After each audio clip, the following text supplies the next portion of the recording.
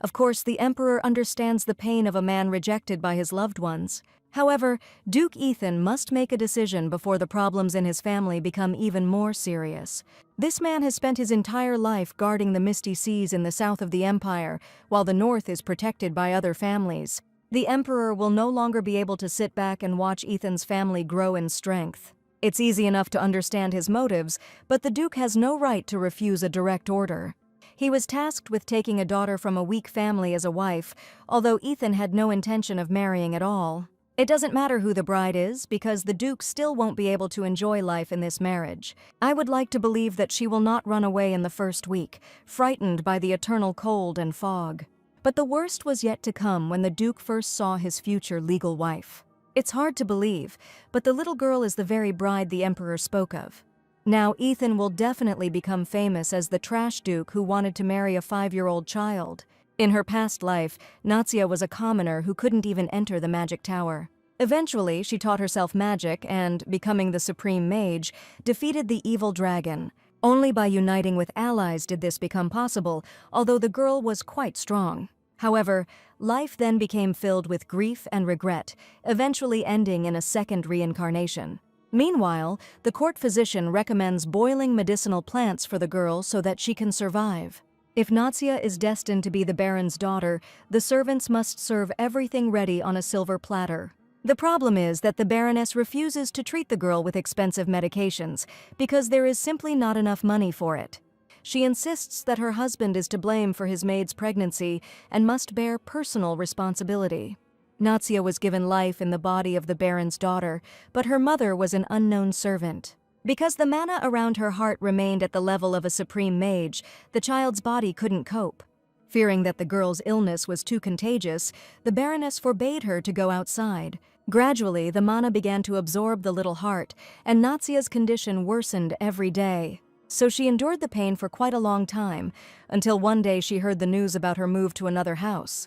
It must be said that this woman could have gotten rid of her unwanted child, but she decided to do something a little different. She orders them to cover up the ugly scars and do everything as they agreed. Not understanding what is happening, the girl desperately tries to resist, believing that she is being led to her death. For some reason, the woman is convinced that the baby is deliberately coughing up blood, spreading the disease throughout the house. The maids were told to make sure that not a single drop of blood fell on the girl's clean dress. The main oddity is that Natsia sees in front of her a wedding dress that is very small. The Baroness declares that from today she becomes a bride and has no right to discuss her parents' decision. She is destined to marry Duke Ethan, and everything is ready for the ceremony to begin. This is how she first saw the man who was to become her legal husband. It is hard to believe, but the imperial family went further, discrediting the good name of their loyal vassal. Ethan demands to know what's going on here and why they brought this child instead of a bride. The knight asks him to forgive him, but the Duke himself accepted the Emperor's offer and has no right to refuse. Of course, no one knew that a child would be sent for the marriage, but the other women were already married. If Ethan sends the baby back to the estate, the bride will be branded a reject for the rest of her days. Looking at the Duke, Natsia suddenly realizes that this man is not an ugly old man at all. He asks for 1 minute to talk to the girl privately. Getting down on one knee, Ethan actually acts like he's about to propose. The scent coming from him was so familiar, as if Natsia had already met him in the past. It feels like he smells like the sea, and his thoughts seem to be carried away somewhere beyond the horizon. However, the pain from such an outcome of events cannot be compared even with the physical pain from absorbing mana. At some point, Natsia suddenly realizes that looking a grown man straight in the eyes is not so easy. Unable to contain her emotions, she abruptly pulls her hand away, although she should have been a little more polite. Of course, Ethan also goes through an incredible test, although he knows its outcome very well. A second later, the Duke declares his readiness to accept the girl into his family, giving her an official title. However, this will only be possible if Natsia agrees to become his adopted daughter. She heard correctly, he really did decide to adopt the baby, thus fulfilling the Emperor's decree. It is difficult to understand his intentions, but this decision clearly does not put an end to the feud with the Emperor. If she refuses, she will have to return to the Baron's house again, meeting his embittered wife. Until the baby's heart is completely stabilized, you just have to survive. Besides, staying here for a while will allow her to improve her mana management skills and heal herself. Having heard the Duke's proposal, Natsia loudly announces that she agrees to any of his proposals. Even if I have to work as a servant, it is much better than returning to pitch darkness. At that moment, she realizes that she should have spoken a little more calmly, then nothing would have happened. Almost immediately, the girl began to sink down. She could barely stand on her feet anyway. A little more and her story will end. Life next to the Duke gives her one last chance to survive. This is how Nadzia became the adopted daughter of the Guardian of the Sea. The next morning, she wakes up in an unfamiliar place, barely remembering the events of those last minutes. Of course, she had long since gotten used to her new body, but now life had changed even more. Instead of the pantry where the Baroness locked her, there is now plenty of space around her in a spacious room. Suddenly, loud voices are heard somewhere in the distance, and it seems they are demanding to call a doctor. However, one voice stands out from the rest. It belongs to a young girl. Greeting the young lady, Azelta wants to know if she slept well in her new room. From that moment on, the maid promises to serve her faithfully and truly, caring for her as if she were her own child. She asks to be addressed as a friend, without unnecessary formalities. It must be said that the furniture here is intended for adults, so it may be a little uncomfortable. When communicating with the maid, for some reason it seems to her that she can hear her thoughts. Azelta reports that the owner of the mansion has prepared a special gift for his daughter, which she will surely like. The Duke tried very hard to make sure that all the treats for the child were just as unusual. A huge lollipop appears in her hands, more like a shield with protective mana around it. The gift is indeed quite unusual, although eating this treat is not very convenient. Still, she had to pretend to be surprised, otherwise Natsia risked offending her father. Unfortunately, she again failed to control her emotions and immediately fell before the maid's eyes. Nazia had already promised herself that she would behave more calmly if she intended to survive until her mana was restored. The maid asks you to be patient for just a little while. A doctor will arrive in her room soon. In her past life, she almost never visited hospitals, preferring to make do with healing magic. Probably due to such a violent reaction to the candy, Mana began to behave extremely unstable again. The reason why the girl becomes ill is quite banal and lies in the weak child's body. However, if she calms down a little, then the mana will gradually return to the right direction. A minute later, she asks the maid not to worry, explaining her behavior as simple excitement in a new house. Azelta hears a male voice behind her. Fortunately, the family doctor arrived just in time. Hurriedly entering the room, Delfiro apologizes for being a little late in the hospital. If the young lady doesn't mind, he is ready to begin the diagnosis right now, while the symptoms have not yet appeared. Although the girl was small only in appearance, for some reason she became scared at the sight of the doctor. She understands that diagnostic methods in this world can be very different from what we are used to. Still, Dr. Delfiro was quite famous and could reveal useful information. Looking at the huge candy, the man also decided that the child had been given a shield on his first day. I had to explain that Dad decided to make an unusual gift, asking for help from a famous pastry chef. Thus, everything was ready for the examination procedure. Azelta asks you not to worry about anything. It doesn't hurt at all, you just need to wait a little. Incidentally, the Laveau family never informed the doctor about any problems concerning the girl's health. If he hadn't got anything wrong, Natsia was born with a body that was much weaker than normal. Delfiro wants to know the truth about whether her first family provided her with proper care. In any case, he promises to do everything possible so that the girl can soon live without pain in her heart. In response, she states that she is well enough to just have fun without bothering with treatment. It's hard to watch a small child bravely fight a serious illness. However, he again asks not to give up. His medical experience is quite sufficient to completely cure Natsia.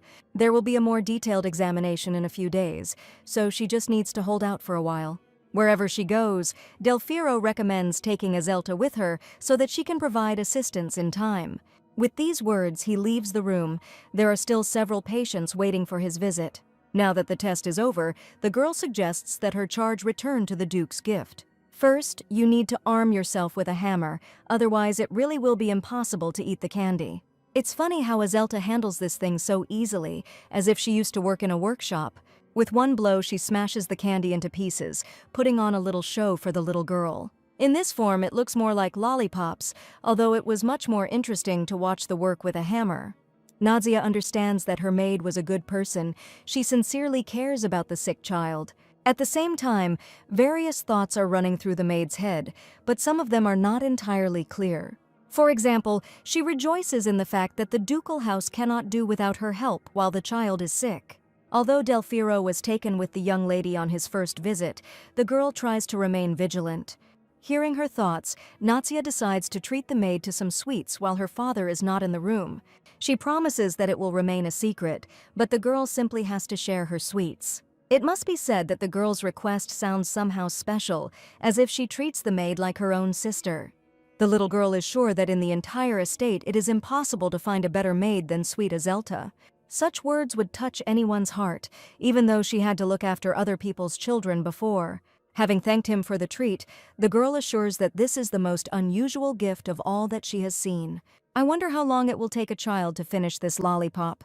Unfortunately, the problem still persists, and the weak stomach cannot withstand the treat. The maid suggests leaving the candy for another time and eating some delicious porridge instead.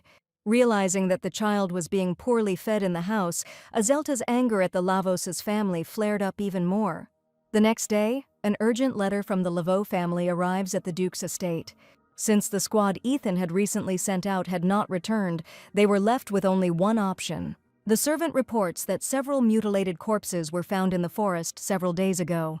This detachment was probably sent by the Laveau family, although their fighters were not known for their good skills. In the letter, they suggest planning the marriage in advance if everything is okay with the bride. Such insolence is hard to tolerate, but now the Duke must control himself. It's enough that these non-humans sent a 5-year-old child to get married. But now the Baroness expects that Ethan is ready to seriously consider this party as his legal wife. He decides to write a response on his own behalf, not wanting to play silly games. As long as the girl bears the ducal name, they will certainly not be able to harm her. Nadia has already become a member of the Duke's family as his daughter, so what are they missing? Of course, if civil strife arises as a result of the deception, they will be able to pay back for the insult to honor. However, the Duke still does not understand at what point the idea of adopting the girl occurred to him. It felt as if he had already met Nadia in his deep childhood and had forever remembered her appearance. Is he really able to see in her what is hidden from the eyes of all other people? His thoughts are interrupted by the family doctor, who comes to the office on the orders of the Duke himself. Today, Del Firo was preparing for a detailed inspection, and he probably has news. In response, the doctor apologizes for not reporting this earlier, but the process took longer than usual. It seemed to him that the girl's heart was so much smaller than normal that studying it would be very problematic. By the way, some servants received candies which used to be that very shield. Everyone wanted to receive sweets personally from the hands of the young lady. The servants even began to line up. However, when a lot of people crowded around her, the girl became a little nervous. As it turned out, what frightened her most was the shadow of a tall adult. Apparently, the time Nadia spent at the Baron's estate was a much more difficult test. It's scary to imagine how they abused her, bringing the little girl to such a state. From that day on, the Duke decides to convince his daughter that she no longer has any reason to worry. Her room had changed beyond recognition in the last few days. Ethan had been very kind to Nadia. True, the doctor will never be able to understand that all health problems are related to mana. If this were a past life, Nadia would gladly help a person in such need. This time, we cannot allow an ending full of regrets, because fate can have a happy continuation. By the way, the people in this estate are much better than all the masters and servants in the previous house. The next morning, she meets a younger servant named Belle for the first time. The girl can easily clean the room while the baby lies in bed for a little while longer. After waiting until she turns away, Nadia decides to take advantage of the opportunity.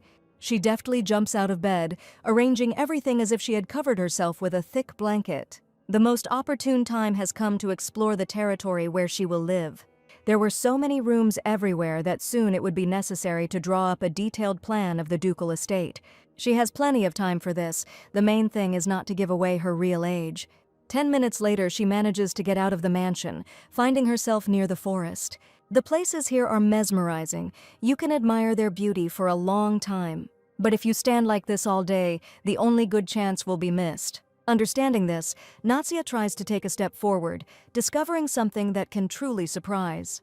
The fog of mana completely envelops the area. It can be felt with every new breath. If this fog is so thick, then the plants in the forest would be equally special. Since Natsia wanted to find a place to collect rare magical herbs, that place was right here. Even the sand was filled with mana. It could be used as material for magic stones. It is amazing that such rare treasures are simply scattered across the earth. At that moment, an interesting idea comes to her mind. She just needs to pull herself together and gather up her courage. There's not a single soul around her right now, so why not take advantage of this chance? Extending her hand, she decides to simply use the mana from the mist, replacing her own. The child's body is not yet strong enough to control mana, but the fog easily compensates for this deficiency. The easiest way would be to use an invisibility spell to safely explore the area. Thus, Natsia decides to go to where the mana fog was even thicker and more powerful. Once on the shore of the lake, she notices a mollusk that is susceptible to the influence of mana. The main question is how this creature managed to grow to such an incredible size.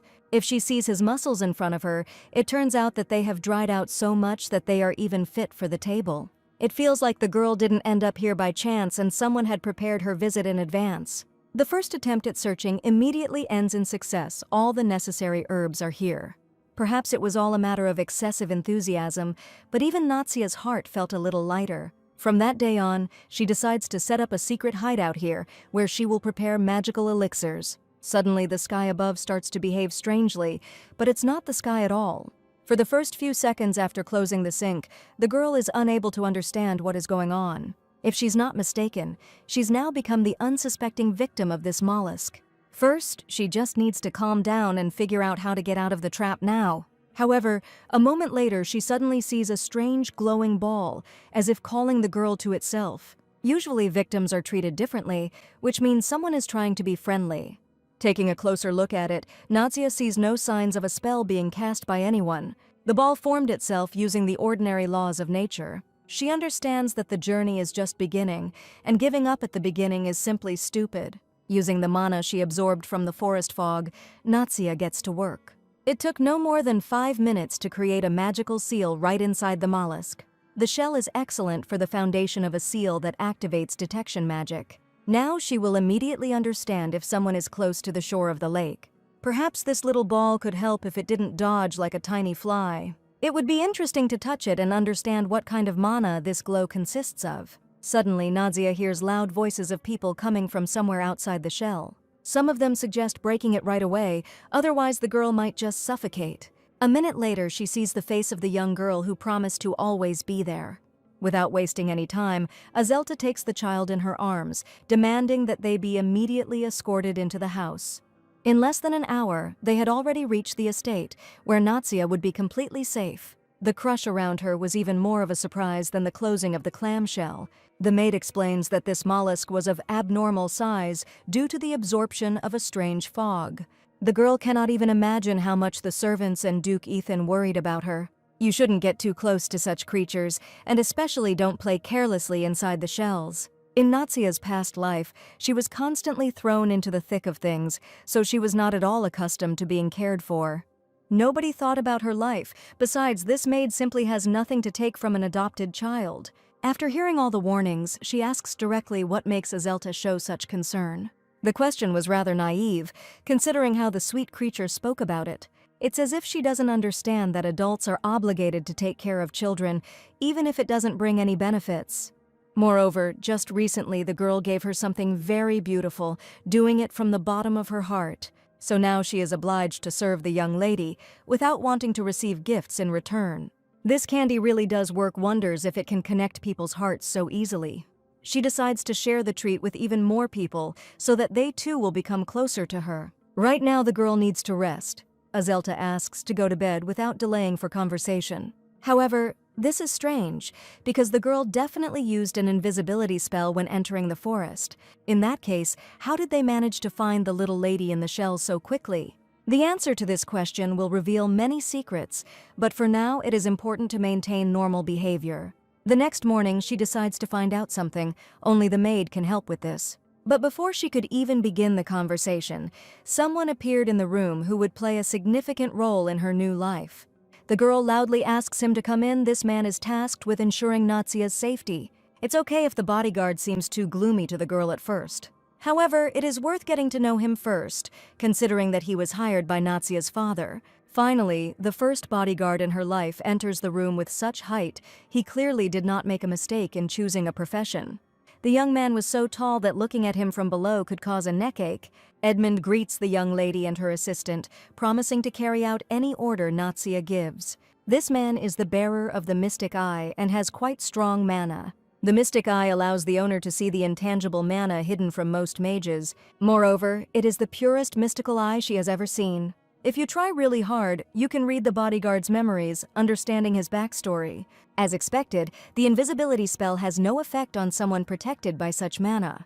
That is why, upon learning of the child's disappearance, the Duke was able to find her so quickly far from home. Next to him, the invisibility spell feels like a simple, useless toy. She asks for forgiveness, but she was a little distracted by his shining eyes. The lady assures that Edmund's eyes are as brilliant and beautiful as the finest diamonds. In truth, he had a slightly different opinion of the child, considering the girl shy and modest. Besides, it's a bit weird to say something like that at the first meeting, just after telling the person your name. However, this does not change anything, and, bending his knee, the knight takes a solemn oath. He promises to protect the young lady from all dangers, even if his life is at stake. Edmund gives his word that he will dedicate his body and soul to serving in this house. She will be under reliable protection. Well, at least the good news is that the girl is not at all frightened by Sir Edmund's eyes. All this time, the second maid stands patiently near the door, hoping to hear the whole conversation. Azelta's last words make her wonder, is there really anyone who doesn't like mystic eyes? She still has a lot to understand, because the local townspeople have every reason for this attitude. After the latest incident with the murder of an influential lady, the attitude towards Edmund changed. Many are convinced that a man with such a frightening look took part in the crime. Besides, he and Madame had not gotten along well before, and every new quarrel brought the day of reprisal closer. Rumor has it that he eventually got to her, doing something that now makes him an outcast. Soon, Edmund meets his younger brother, hearing his clear, childish voice. Even from afar, the boy noticed his brother standing in the middle of the room, as if thinking about something important. Having come to his senses a little, he asks not to worry, this concerns ordinary work matters. Frey just wanted to ask for time off to go outside, if his older brother didn't object. However, right now the fog outside was too thick, it had never happened before. Of course, he cannot forbid the boy to go for a walk, but he promises to keep a close eye on him from afar. Edmund is willing to let Frey go only if he promises not to stray far from home. By the way, Frey managed to notice that his older brother's mood had changed dramatically. Surely someone took a liking to his cute face, because girls often glance at Edmund. Suddenly he confesses to the boy that for some reason one person really liked his eyes. It was precisely the eyes that were being talked about, otherwise he would not have seriously considered this. Realizing that this is not a joke, Frey asks if he knows this mysterious person. Surprisingly, the very same lady who had recently arrived at Duke Ethan's estate was that very person. She said his eyes were as bright as two of the finest diamonds. Edmund had no reason to deceive his younger brother, but his words did not fit in his head. Thus, after meeting his personal guard, he began to stay close to Natsia. She wanted to see his lovely eyes more often, but he still tried to remain unnoticed. In turn, the girl also diligently pretended that he was succeeding. And yet, that incident with the closed sink left behind too many questions.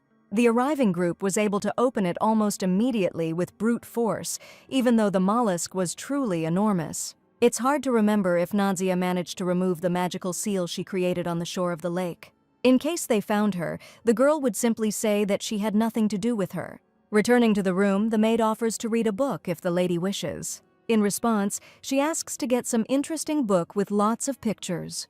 She hopes that she won't look for a boring book about climate, nature, or something like that. Naturally, they bring her a children's book about a fairy and a boar, hoping that she likes fairy tales. It's good that she learned to read a long time ago and she won't have to listen to a fairy tale being read. Suddenly she realizes that the book is far from boring, as she initially thought.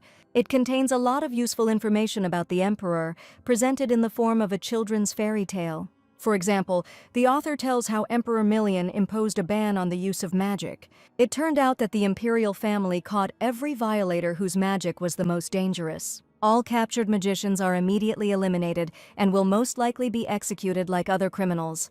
It's amazing how easily the terrible truth is presented, told in simple words. Wizards are indeed executed simply for being skilled in using magic. In other words, if Natsia had been caught with the magic seal, she would have suffered the same fate. Right now, the magic circle might still be inside the clam, and yet only Natsia was in that place. Noticing the young lady's agitation, the maid suggests taking any other book. Suddenly, she asks to finish reading, citing extreme fatigue. Usually, immediately after the girl falls asleep, both maids quickly leave the chambers. This will give her the opportunity to escape using her usual invisibility magic. There is only one person in the house who is not affected by this kind of magic at all. It's too late to abandon the plan now, otherwise the Inquisitors might come to their house in the morning. When the moment is right, she uses her own mana to activate the magic. After a few more seconds, the girl seemed to dissolve into thin air, becoming completely invisible. After this, it becomes easier for her to cover distances while in zero gravity. The journey to the lake would take forever, but with the help of magic it takes only a few minutes. Using flight and invisibility at the same time is still quite difficult. But if you do everything very quickly, she will have a chance to hold out until the case is fully completed. Plucking up her courage, Natsia throws herself down, feeling her body become lighter than air. If the seal has already been discovered, it will take a long time to explain that it simply flew past. However, the main surprise is not the seal or the open clamshell. The girl couldn't even imagine that all this time someone had guessed about her travels. It was as if this man knew in advance that if he stayed here, he would certainly find Natsia. It is none other than Duke Ethan who silently watches his daughter's reaction. It's hard to understand what made the father stay in the shell and why he decided to follow her. Ethan knows very well that Natsia was found in this place, near the Sea of Misty. Apparently, something really interested the girl, since she returned to the same place again. That day, the Duke decided not to ask unnecessary questions, fearing that she would be afraid of punishment. He still remembers that day when his brothers smiled widely, even though he always hated Ethan. The brother claimed that his favorite sword was safely hidden in a clamshell on the shore of the lake. But once inside, the shell suddenly closed, just as it had happened to Natsia. One can imagine how scared the boy was when he found himself there all alone. It was only that day that he realized why his brother had sent him there and why his friends had laughed at Ethan. It's safe to say that Ethan himself didn't find it funny at all. He called loudly for help, although he understood that it was completely useless. They didn't care whether Ethan survived or not, and the fog was much thicker than it was today. Natsia was relatively safe compared to what the boy had to endure. All this time, both of them simply watched each other without uttering a single word. But if Natsia doesn't take the first step, it will be difficult for her to find an excuse for her visit later. The girl silently climbs onto the shell, hiding her magical abilities from her father. She tries to pretend that every such ascent is incredibly difficult for her. At this moment, she realizes that the Duke's reactions are not at all what she expected. He may have the same ability to resist magic as her bodyguard. In other words, he can easily spot the girl anywhere, even if she uses invisibility magic. In a past life, only those who had fully mastered the art of the sword could feel such magic. Apparently, Ethan developed his abilities even further, becoming a top-tier sword master. The Duke wants to know how long his daughter has been visiting the shore of this lake, far from the mansion. In addition, it should be explained why the girl brought sand with her from the edge of the forest. Along with the sand, she grabbed some dried grass shoots, as if preparing for a ritual. She answers all questions the same way, assuring that she really enjoys collecting plants. Suddenly, she realizes that the questions were a simple formality, but the main interest was elsewhere. Having abandoned his questions, he suddenly begins to peer intently into the distance of the forest. High in the mountains, the fog becomes thicker, although recently the air was almost clear. This fact makes her think too. Natsia knows very well what the fog here is. Soon it may swallow up the mansion, and all the monsters living beyond the sea will gather in one place. The Duke won't object to her coming here unannounced if she wants to create a hideout. Simply put, this entire place can belong only to her if the girl so wishes. However, she understands that she is useless to Ethan, which means the privileges were unnecessary. Natsia asks directly why Ethan accepted her into his family, giving her the ducal title. The question was indeed too direct. The man was not ready for such adult questions. The thing is, Ethan has an older brother who considered him a threat and bullied the boy. Trapped, he came to the simple realization that no one was on his side. After an incident on the shore, he begins to build up his strength on his own, eventually becoming his father's main heir. All his life he had been surrounded by emptiness and darkness, but when he met Nadia, Ethan felt that he could help her. On the first day of the meeting, he thought that they could get a good opportunity that would be beneficial for both of them. Someday Nadia will be able to return to the Baron's family and take revenge for all the suffering and humiliation. It's hard to say whether you should say such things to a 5-year-old, but it was the honest truth. As he leaves, he asks the girl not to stay too long, otherwise they will look for her again. He probably knows nothing about magic at all, since he didn't say a single word about it. A completely logical conclusion, since magic in these lands is strictly prohibited and is a crime. And yet, for the first time in a long time, Nadia felt lightness in her soul. From then on, Edmund began to visit the young lady more often, not allowing the girl to walk alone. She did not order personal transport in the form of a bodyguard and could easily have walked. However, if you can admire his beautiful eyes so closely, you can endure it a little. Edmund explains that her health has not yet recovered, so there is no need to bother. In response, Nadia asks not to tell her father that she is running away, otherwise Edmund will lose her trust. It sounds like a simple childish threat, although it's better not to test the truth of her words. The man agrees to this condition, promising to report to the Duke that they were simply walking together. In this case, the agreement should be reinforced so that he does not think of breaking his promise. He seems to be too far removed from childish games and is not accustomed to making an oath in this way.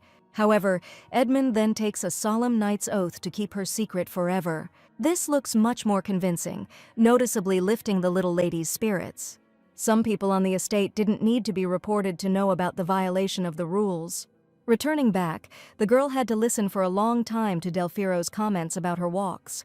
Surprisingly, listening to their instructions even becomes pleasant, considering the events of a past life. Before, no one cared what happened to her, but now every member of the family cares about the girl.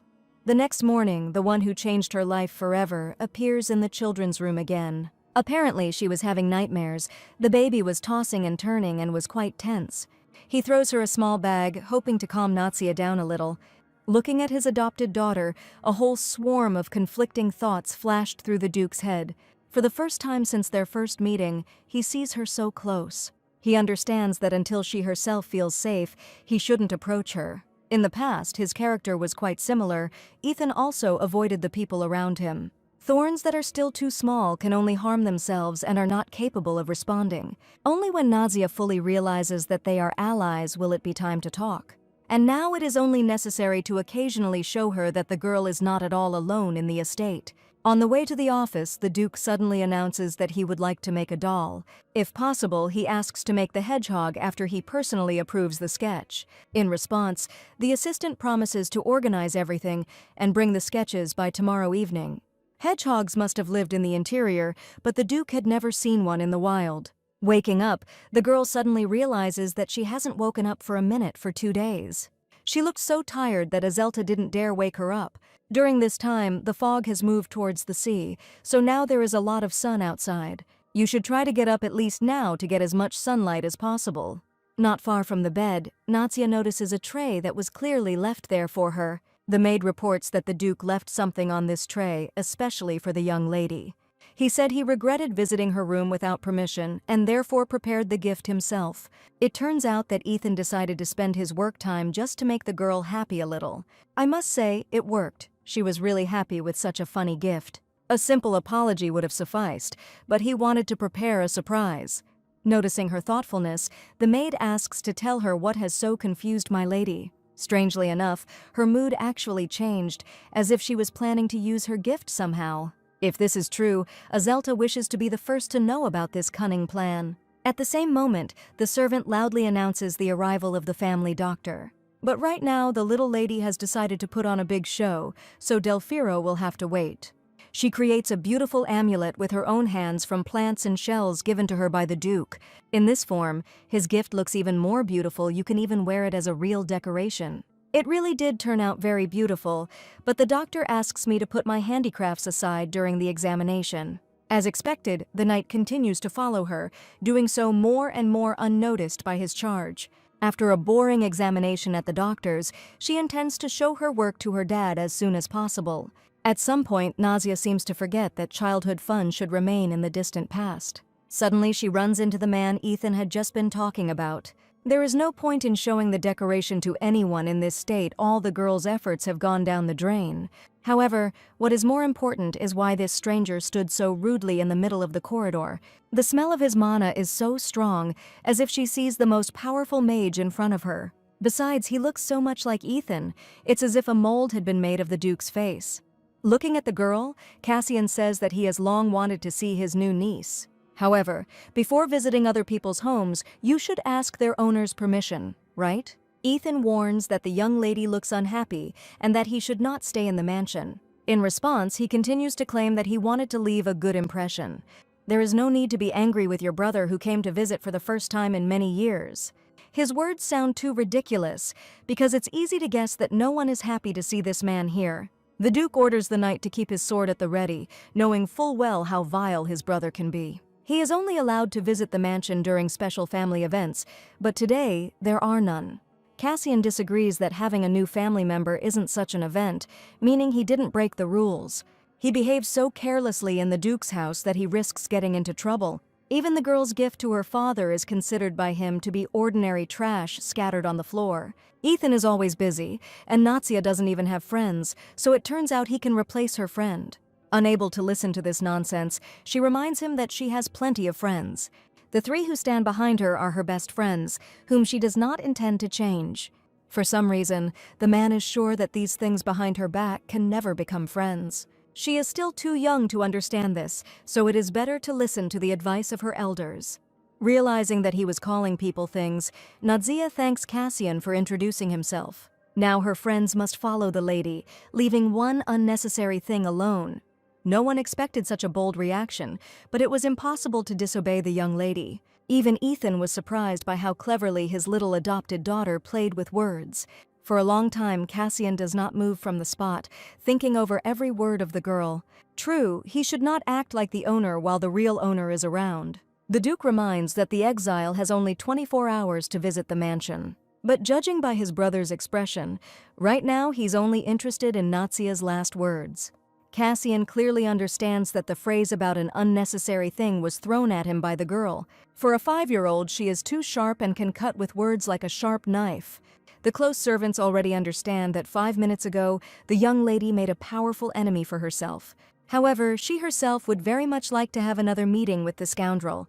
She never managed to give her dad the amulet that she had so painstakingly created with her own hands. The maid reminds her that the pillow is made of the best cotton, so the girl is in no danger. Still, there were some phrases addressed to Cassian that were better left unheard. It turned out that the lady was not only witty, but also a very brave girl. If her father hadn't been downstairs, she would have gone to see his ignorant brother right now. Right now, it would be better for her to rest, although for this, she should bring a new pillow into the room. In the heat of anger, she finally notices Azelta, who wants to tell her something. The maid is forced to say that the young lady looks very angry. It does not suit her beautiful face. It's better not to look in the direction of the hammer, otherwise your thoughts will lead in a completely different direction. Suddenly, the maid offers to do it a little later and is even ready to carry out the order personally. This man has been irritating her for a long time, and now there is an excellent reason to use a hammer. But what's more important is that the girl recently asked me to cook something tasty. It will calm her nerves. Dessert is already served, which means we can forget about the hammer and Cassian's head for a while. However, the girl eats this porridge every day. Couldn't they find something tastier? Azelta asks to move the porridge aside because the dessert is next to the plate. And indeed, next to the main course, she sees a beautiful box of treats. These cookies are made especially for my lady. They are very light and will not harm the stomach. She puts one cookie in her mouth and only hopes that the dessert doesn't come back out. For the first time in a long time, Natsia eats something sweet and the food stays in her stomach. She admits that after eating the treat, she began to feel much better. Finally, the girl warns that a heart filled with anger always harms its owner. In return, she promises to carry only pure intentions in her heart, without remembering the bad. However, it is better to leave the hammer in the same place. This thing will still be useful to the girl. Thanks to Azelta, her mood really does change, and perhaps she will sleep very soundly. Just a few minutes later, Nadia hears a strange rustling sound somewhere near the window. At some point, the rustling becomes so loud that drowsiness instantly disappears. Usually the maid closes the curtains, but now they seem to open by themselves. Suddenly, she sees the same gentleman who had started a quarrel with her dad near the window. It's hard to understand what he wants and how he dared to show up in her room in the middle of the night. As is usual in such cases, the girl decides to pretend that she doesn't notice Cassian's presence. He warns that if she doesn't open the door, he will fall out of the window and Ethan will be declared his brother's killer. Besides, she would hardly be able to sleep knowing that a guest was waiting for her outside. It is clear that this impudent fellow is not going to give up so easily and may carry out some of his threats. Of course, no one wants to get out of bed, but in this case there is simply no other choice. Slowly approaching the window, the girl still doubts whether she should follow the scoundrel's lead. However, she is still not in danger, because Edmund will burst into the room at any moment. Having thanked her for her trust, the man asks his niece to simply accept a small gift. Throwing the crystal, he assures her that this thing will definitely be useful to her someday. Besides, all shiny things are charming and any lady is delighted with them. If she accepts his gift, the man no longer needs to stay in the room and disturb the baby. The truth is that she did not agree to accept this gift, and he did not even ask permission. The gifted crystal is a mana stone, and one with an unnaturally compressed power inside. In a past life, these stones were so unstable that they were simply thrown away. The crystals could explode from the light touch of a mana-emitting mage.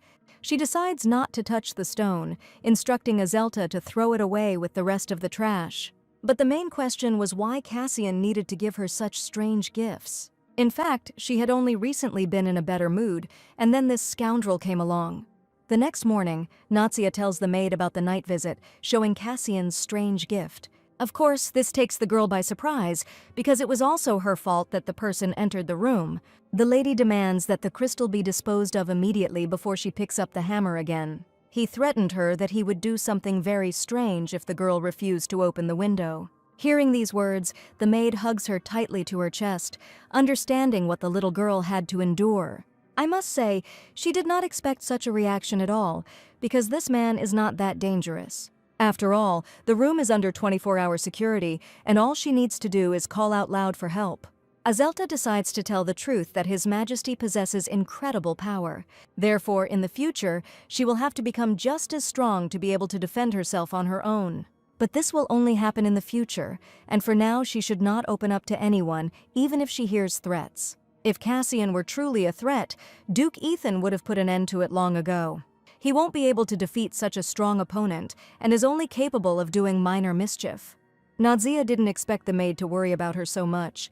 Taking her hands, the girl promises that she will henceforth behave carefully, fulfilling her covenant. In response, she asks to wait 1 minute until she returns from her room. Having said these words, the girl heads for the exit, as if she had prepared some kind of surprise in advance. In truth, such an unexpected departure from the room is in itself a surprise for Nadia. However, instead of a maid, she is replaced by a guard who clearly did not expect to meet a lady. She asks not to worry about anything. She knows perfectly well that Edmund is following her. From today on, he promises to guard not only the door, but also the area near the window. He can be anywhere, and if necessary, will climb a tree opposite the windows. Edmund asks for only one thing, after which he is ready to immediately fulfill his promises. The guard is obliged to ask permission for personal protection, otherwise such surveillance will be illegal. Azelta reminds that this permission means 24-hour surveillance of the room. This will entail some restrictions, because now she will not be able to cast spells with a bodyguard. If she is uncomfortable seeing Edmund, he can easily be replaced with another knight. However, the girl had long since gotten used to this man, so she decided to choose him. It's time to throw away the dark memories of the past and start a new life. Even if Edmund seemed suspicious to her at first, that doesn't mean he's a threat. That same day, Belle offers to tell her a little about Cassian if my lady is interested. It turned out that Mr. Ethan's brother had been exiled from his own family, so it was best not to approach him. At this moment, she realizes that she said too much in an attempt to please the young lady. She quickly apologizes, but the rest of the estate's servants have been waiting for her in the kitchen for a long time. It's strange that the girl suddenly stopped talking about this man, as if she was afraid of something. The atmosphere in the room seems to have changed.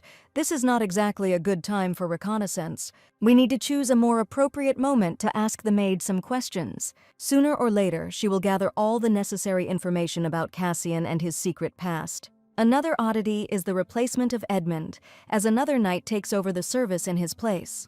The girl decides to ask Hanas who this Cassian is and why there are so many rumors around his name. Ominous things are constantly happening to him, like the time when all the plants nearby dried up. According to the guard, it turns out that the fog and herbs in these lands have magical properties.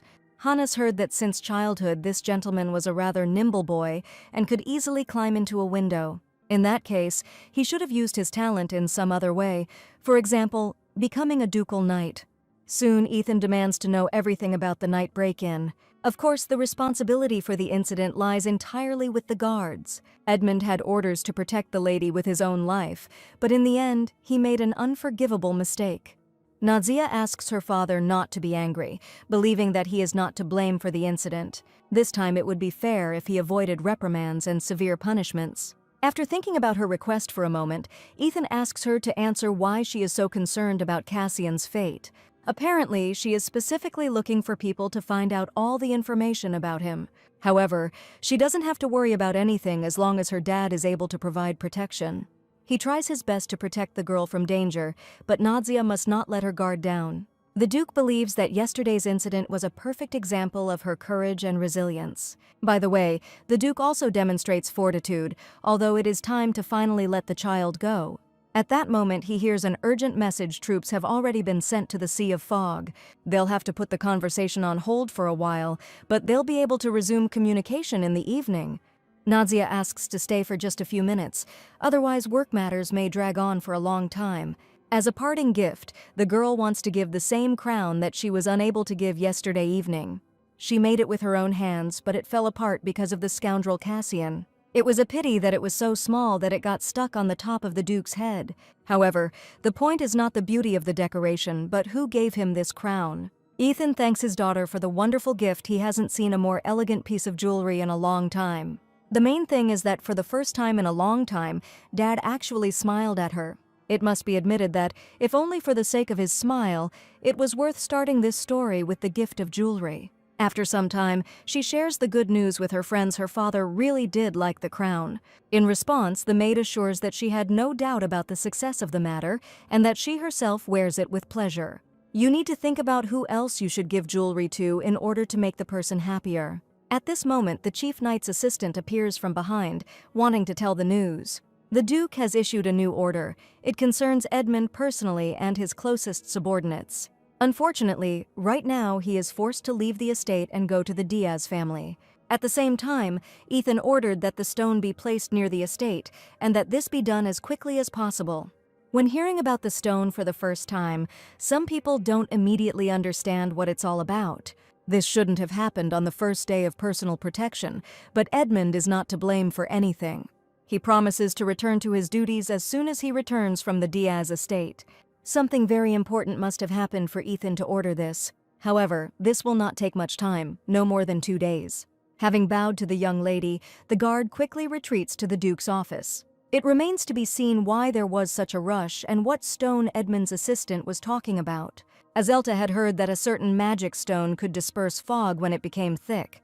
Most likely this was being done for a young gentleman with whom Natsia was the same age. It turned out that Sir Edmund had a younger brother who looked very much like Edmund himself. This child has been very ill since birth, and the thick fog only makes the symptoms worse. After hearing the story, the girl immediately decides to help him. Moreover, right now she has only one amulet left at her disposal that is capable of performing a miracle. At least she wants to try to give this crown to a boy who needs help. She would need to ask the Duke's permission if she was serious about meeting him. Hearing the request, Ethan does not understand why his daughter needed to go to the Diaz estate. At this time, ferocious monsters roam everywhere, and in addition, soon everything will be swallowed by fog. Nausea insists on her own, because she will only be on the trip for a short time and then return back. After the gift is given to the sick boy, she promises to go home immediately. Having made concessions, Ethan warns that any movement is only possible with a detachment of soldiers. In addition, she should get the consent of the family doctor. Only after that the father will agree. However, he agreed faster than Natsia expected, and all the conditions would be easy to fulfill.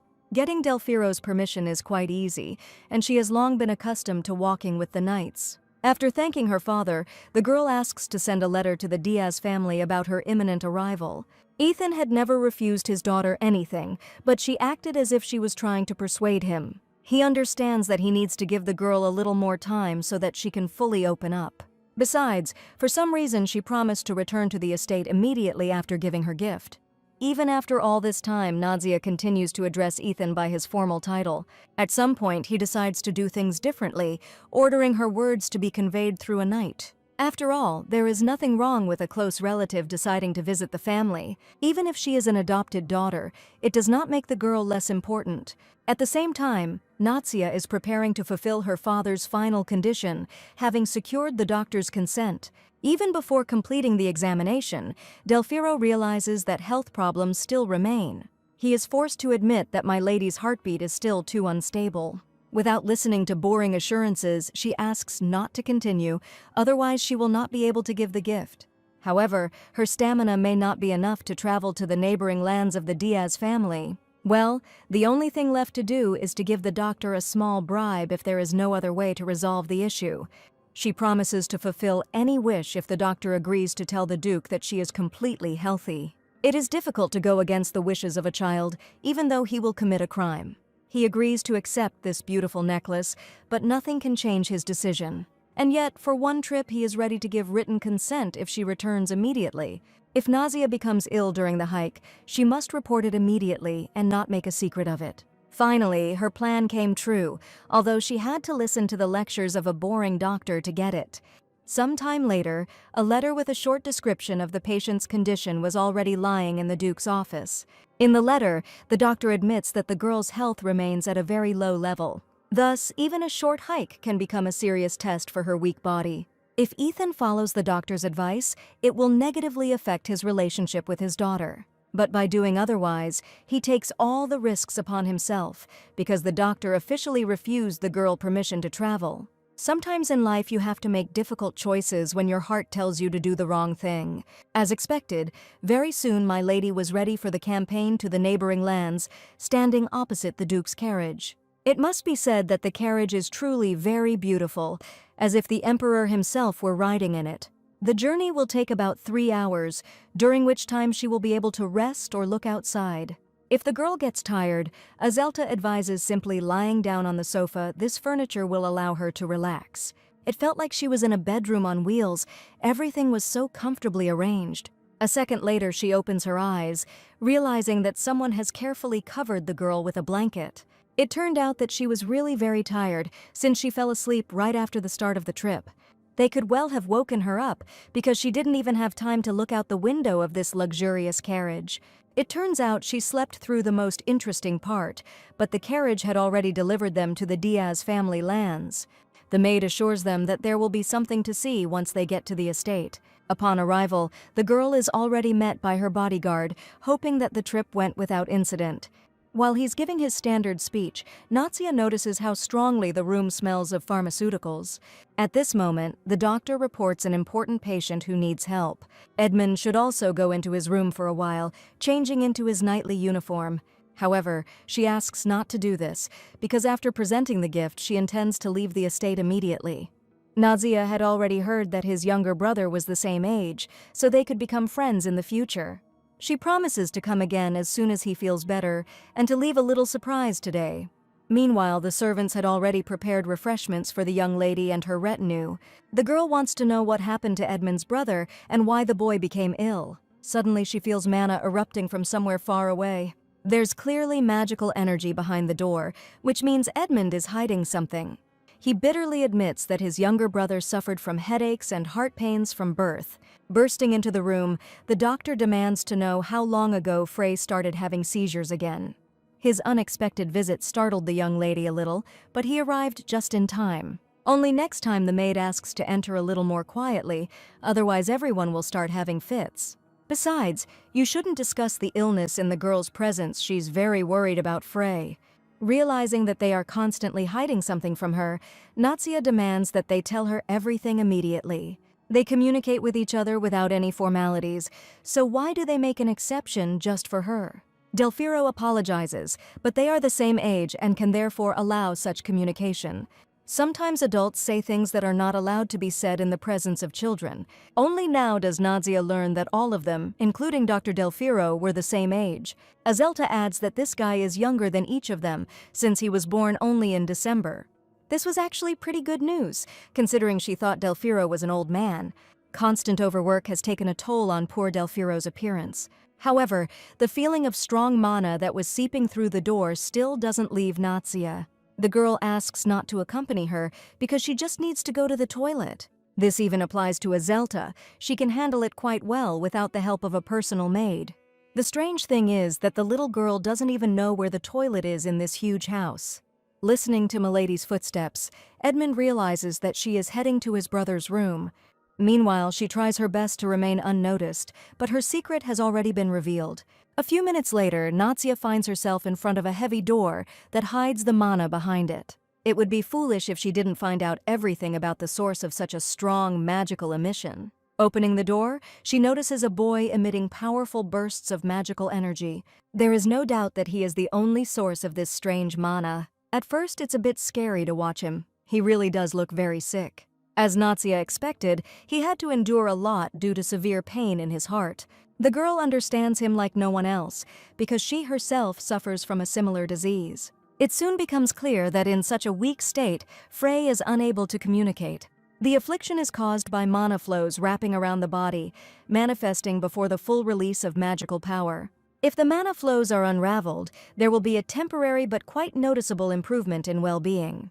However, if Natsia doesn't decide to do this and simply leaves, the boy's body may not be able to withstand the stress. Suddenly she notices a book, the cover of which immediately seems quite familiar. It's strange that instead of fairy tales, he decided to read an encyclopedia of perennial plants. After making sure that no one is watching them, Natsia decides to stay in the room for a while.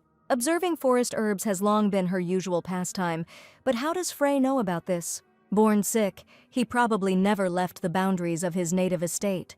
Looking at the boy, she begins to guess that he, too, is eager to explore the world.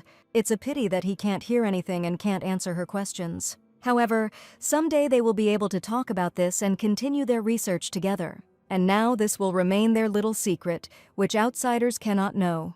Having plucked up her courage, Natsia begins to gradually exude a strength that can ease the pain a little. Only Frey can use the power that he receives as a gift from Natsia. This energy cannot be noticed if your abilities are limited to human ones. A moment later, she suddenly opens her eyes, but instead of Frey, she sees a maid in front of her. The girl finally waited until her little lady finally came to her senses. That night, she had a dream that Natsia went to visit a friend to give him a necklace. However, she claims that this is not a dream at all, because the girl was found in Frey's room and brought here. Azelta has already reported everything to the Duke, and the family doctor will soon check her condition.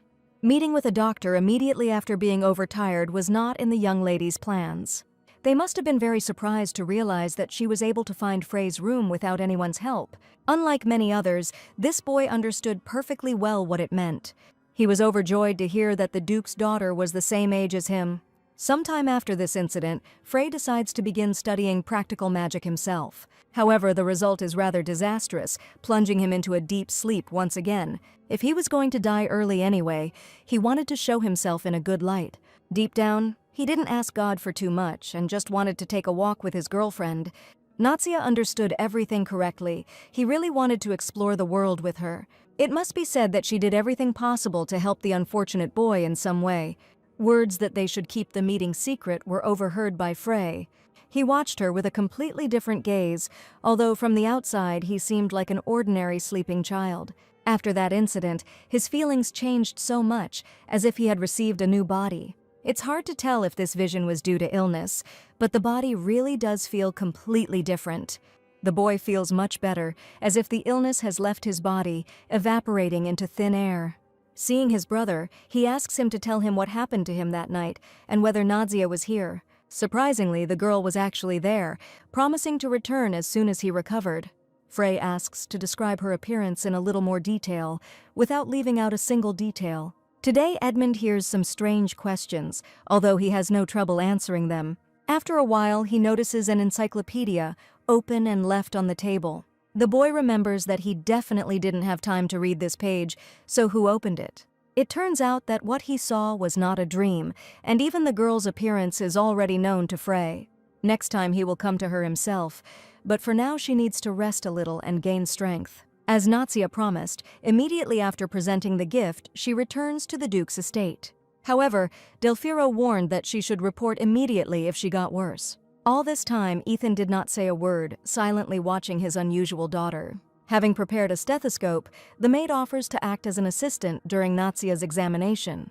Even a doctor has no right to look at the body of a young lady if the doctor is a man. They should have chosen bigger chairs, then they wouldn't have looked stupid. The doctor assures that the condition is now much better and no additional assistance is required. Father asks never to act like this, trying to jump above your head. After listening to a portion of instructions, she admits that she was simply a little tired that evening. The doctor must know why Ethan gave permission even after that medical report. A little later, he promises to collect payment for the young man's sin, which almost led to tragedy. At this point, the girl admits that she went into the room without permission, without asking the adult's permission. Of course, the boy was already asleep on such a huge bed, so they couldn't even talk. Delphiro is not guilty of anything, and if Dad believes her, he will not punish the good doctor. She insists that Azelta dissuaded her from visiting, so she is not to blame either. In other words, all the accompanying persons did the right thing, and the blame lies entirely with Nadia.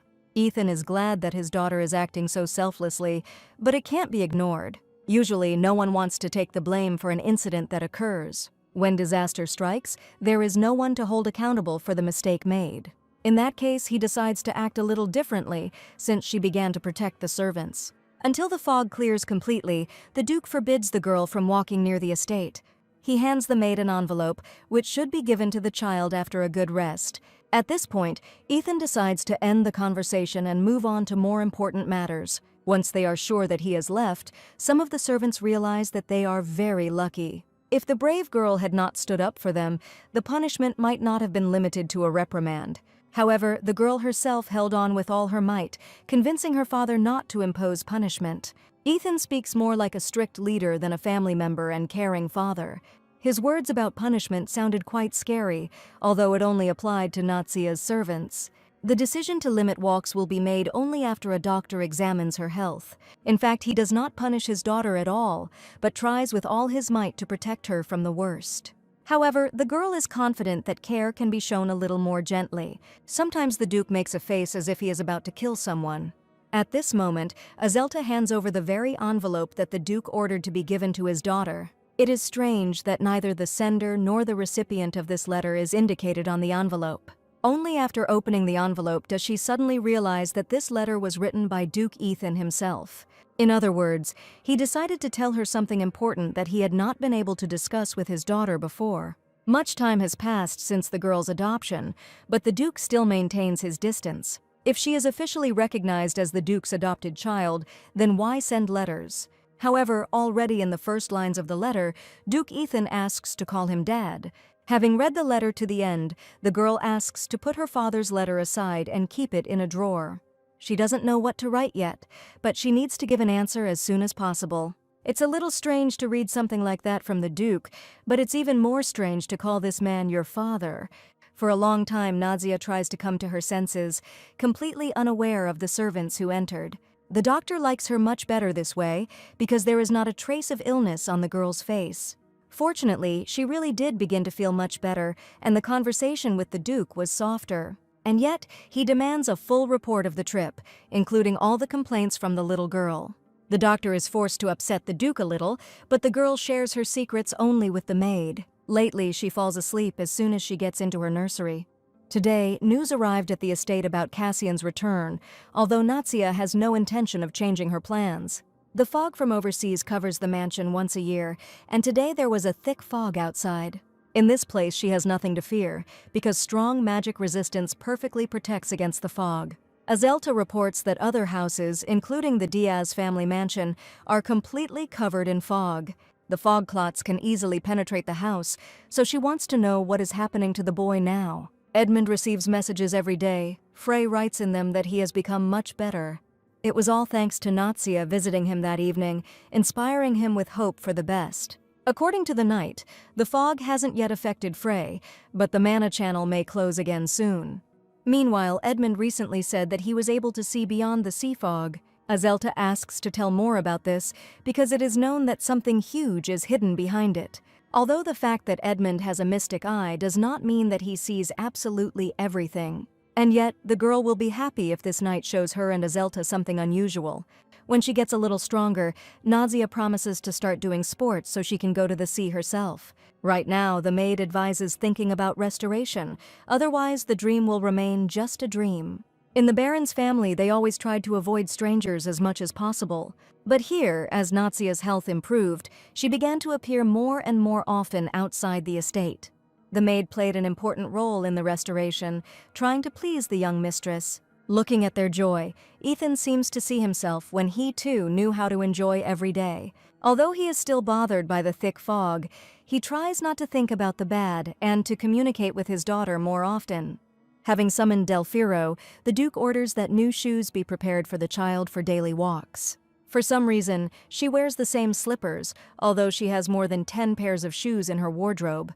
The rest of the shoes are also quite soft and small, so why does she only like slippers? First, you need to carefully examine the child's satisfaction. Perhaps she has special preferences. For example, her slippers are made in a famous workshop that is famous for the funny shapes of children's shoes. The Duke demands that the chief craftsman be invited to the estate, no matter where the workshop is located. In exchange, Ethan is ready to provide him with the most expensive fabric of his choice for life. Meanwhile, another important meeting was scheduled for today. The financial assistant prepared an excellent project that could show impressive results. There is a flower called liato, the threads of which can be used to make luxurious fabric. Since the demand for liat fabric is extremely high, it is possible to continue working on a regular basis. However, Ethan doesn't want strangers hanging around the estate on a regular basis. He reminds that in this way they could very well become food for monsters, attracting victims here. The environmental research lab where Rihar studied certainly didn't teach clear thinking. If he continues to submit useless reports, Ethan asks that he not show up more than once a week.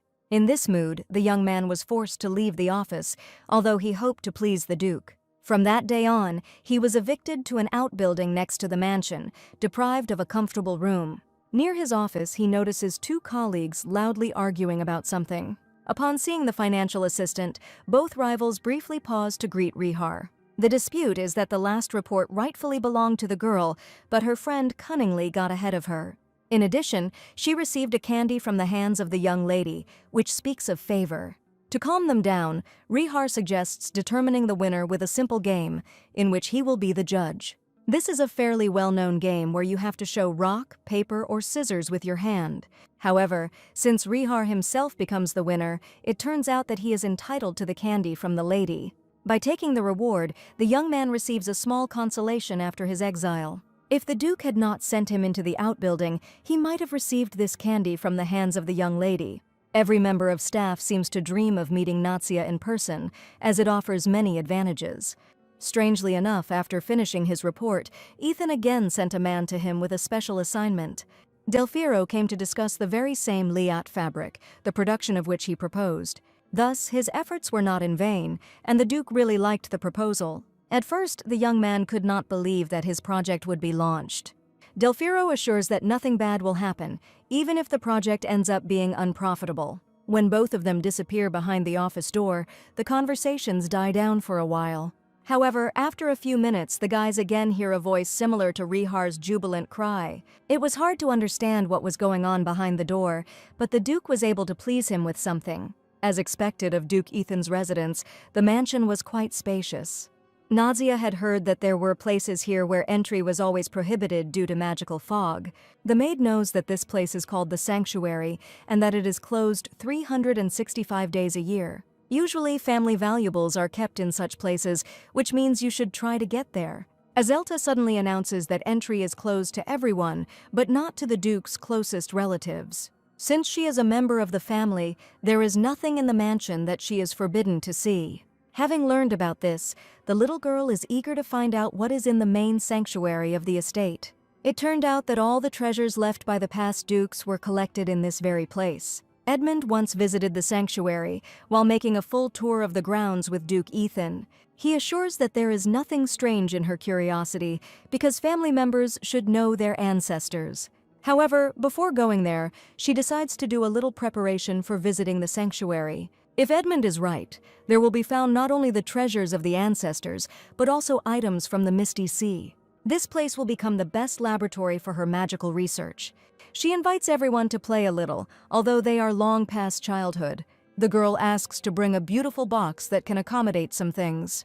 The maid immediately offers to take the gift box, although it turns out to be a little smaller. However, this will do for the first day. Natsia does not intend to waste much time on details. Armed with a small shovel, the girl persistently tries to dig a small hole. Noticing this, the servants offer their help, but only Natsia can choose what suits her. They know nothing about experimental materials, which means their help will be useless. Surprisingly, after a couple of minutes, they actually find land filled with strong mana. Of all the options offered, she likes the one that shines brighter than all the others. This is quite enough, and besides, the find fits perfectly into the gift box. The maid suggests taking it to the environmental lab to check if everything is there.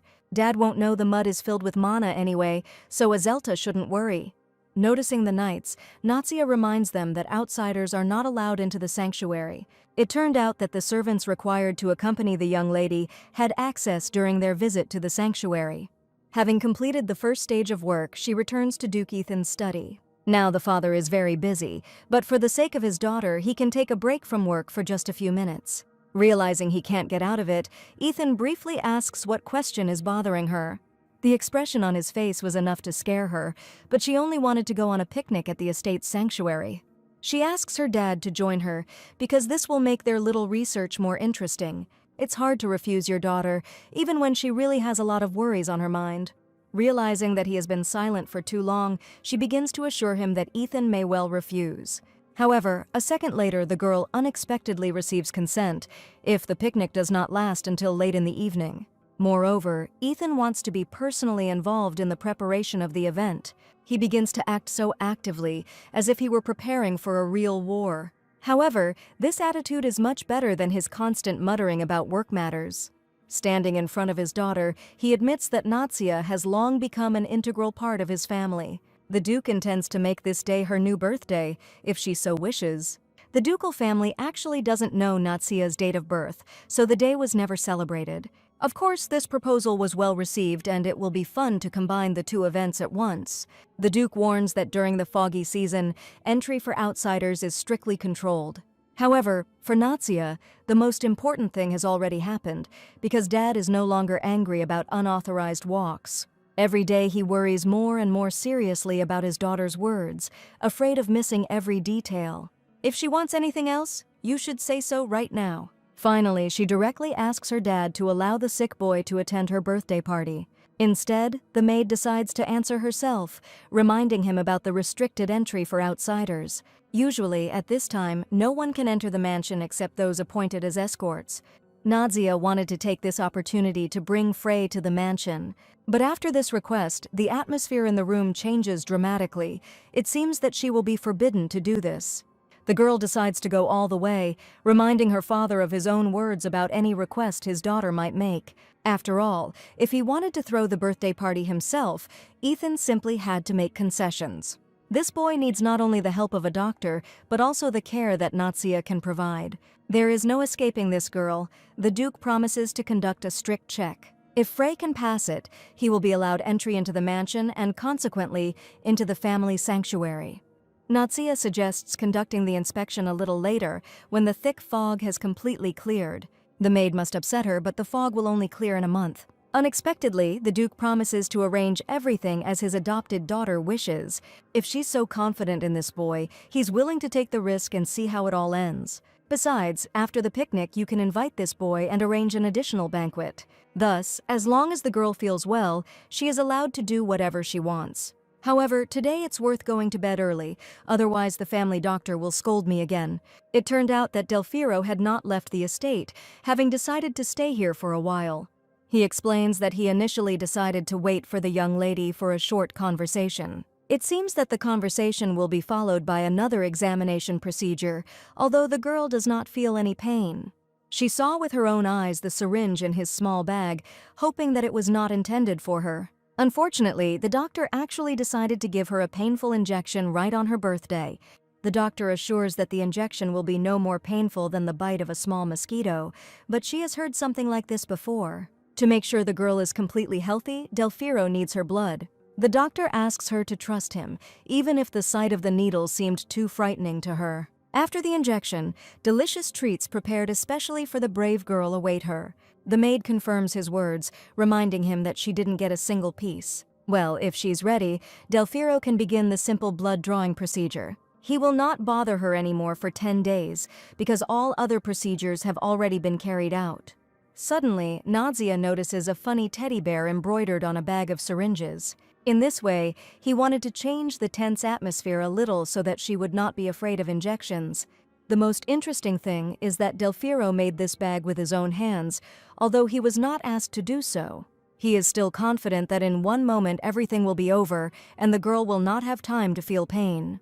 Nadia's trust isn't easy to earn, but something is changing in their relationship today. Approaching him, the lady declares that she always liked him very much, although sometimes she behaved badly. Only his doctor's uniform constantly scares me away, so it's better to return in regular clothes. If Delfiro fulfills this small request, she will never be afraid again. And now she offers to go on a picnic with them because he is her escort. Nadia had probably never had such conversations with a doctor before, fearing unnecessary publicity. Dropping the syringe, he hurries to get a clean one, asking forgiveness for his sluggishness. And yet, the young lady's last words repeated over and over in his head. He decides to ask again if Nadia really liked him all this time. At some point, she gets tired of repeating the same thing, asking the doctor to just believe her without asking again. For a moment, she can barely restrain herself from hating the slow-witted Delfiro again. There comes a moment in a girl's life when the doors of the most forbidden room open before her. She has no idea what the family sanctuary looks like from the inside or what the atmosphere will be like. Because of the thick fog, it is difficult to see anything. You will have to make your way by touch. It is much easier to move around in the fog with Edmund, who is the owner of a magical eye. The girl decides to ask one question that she was previously afraid to say. Suddenly she forgets what she wanted to say, but he asks her to think carefully. At least now it wouldn't seem strange if she looked the knight in the eye again. The sanctuary is located on a large rectangular area, fenced off on all sides. It is too small for people to live in, and the walls are covered with grapevines. Judging by the memories from a past life, there is a burial vault somewhere nearby. Lost in thought, she again looks as if she has been looking at Edmund's unusual eyes for a long time.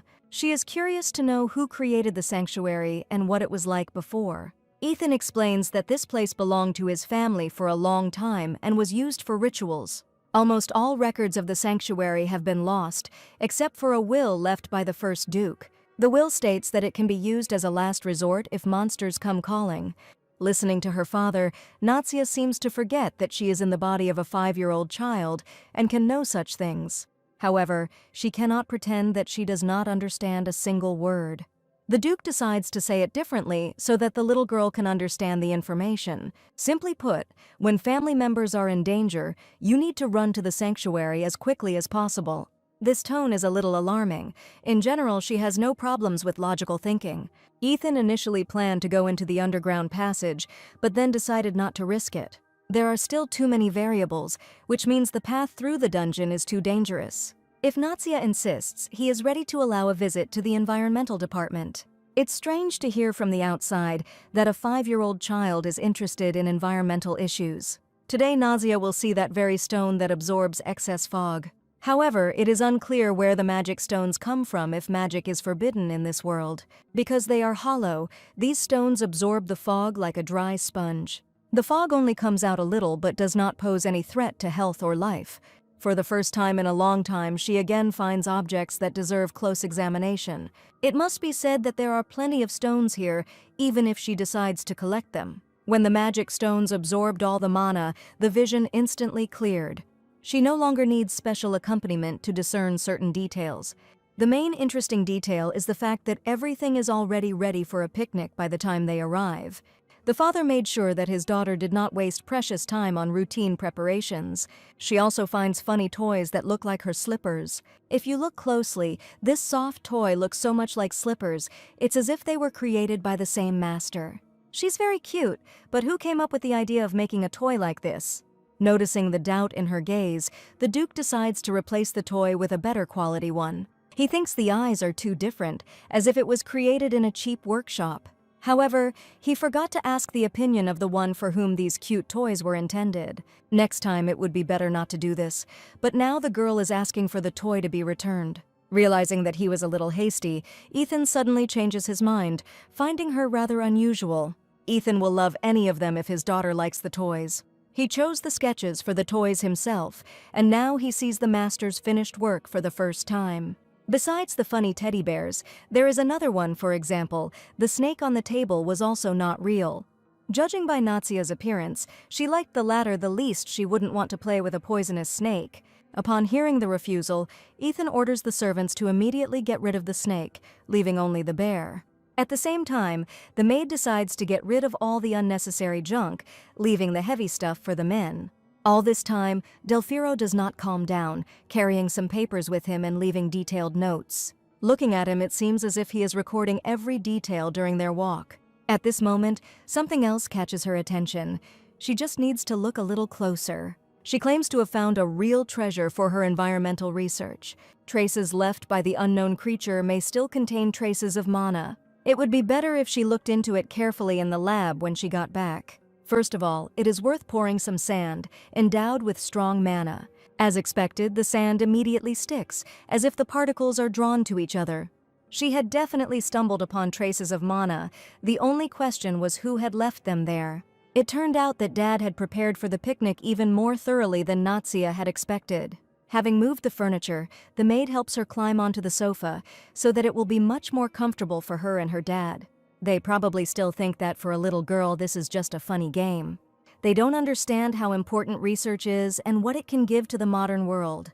Grinding and pressing the herb to make an elixir can increase the amount of mana.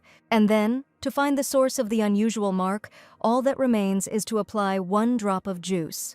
After a few seconds, she realizes that the trail leads to the only building where there are no vines. She decides to sneak in there a little later, once the event is over. Suddenly, the Duke decides to help her, noticing how important this game is for the little girl. A moment later, the Duke finds in his hands what was recently a trace of mana. But now all traces of mana have simply disappeared, although only a true wizard is capable of such a thing. The Duke is not a magician, which means this is a special natural ability of the traces found. She calls the maid and asks her to bring a small bowl here for another fun game. This is not difficult to arrange, although the girl does not fully understand the young lady's intentions. The girl asks you to simply trust her. Her loyal guards will take care of the rest. However, today Edmund had the chance to see something that he would never have dreamed of. He knew Duke Ethan liked to have fun sometimes, but this kind of fun was a little scary. In his new suit, he seems to be trying to fill the gap in raising his daughter without a mother. Ethan is a little embarrassed to wear it, but this way they can have a fun picnic. Nadia is not at all against the masquerade, but at first it is difficult to say anything definite.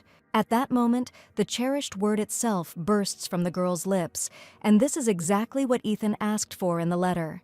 For the first time in his life, a man hears himself called father, without formal titles.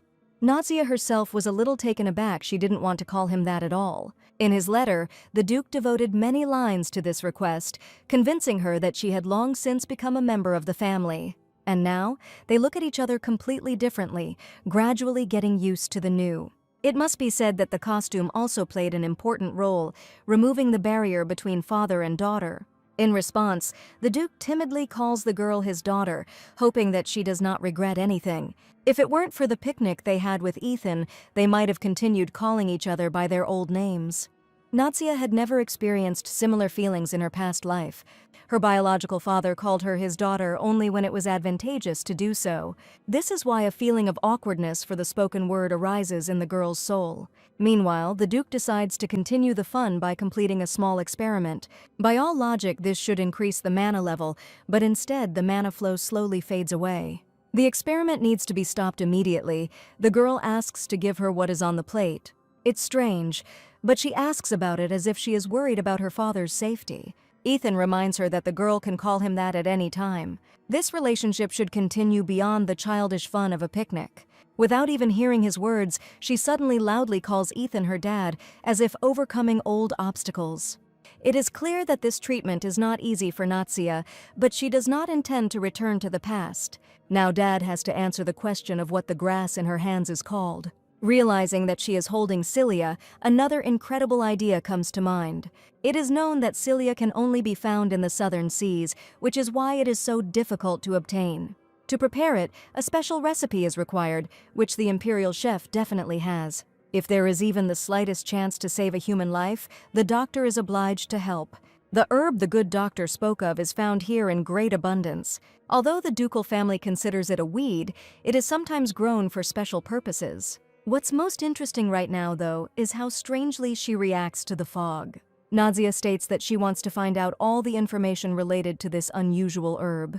If his daughter had decided to delve so deeply into her research, he simply had to accommodate her. Having called Delfiro to him, he intends to entrust the doctor with a special task on behalf of his daughter.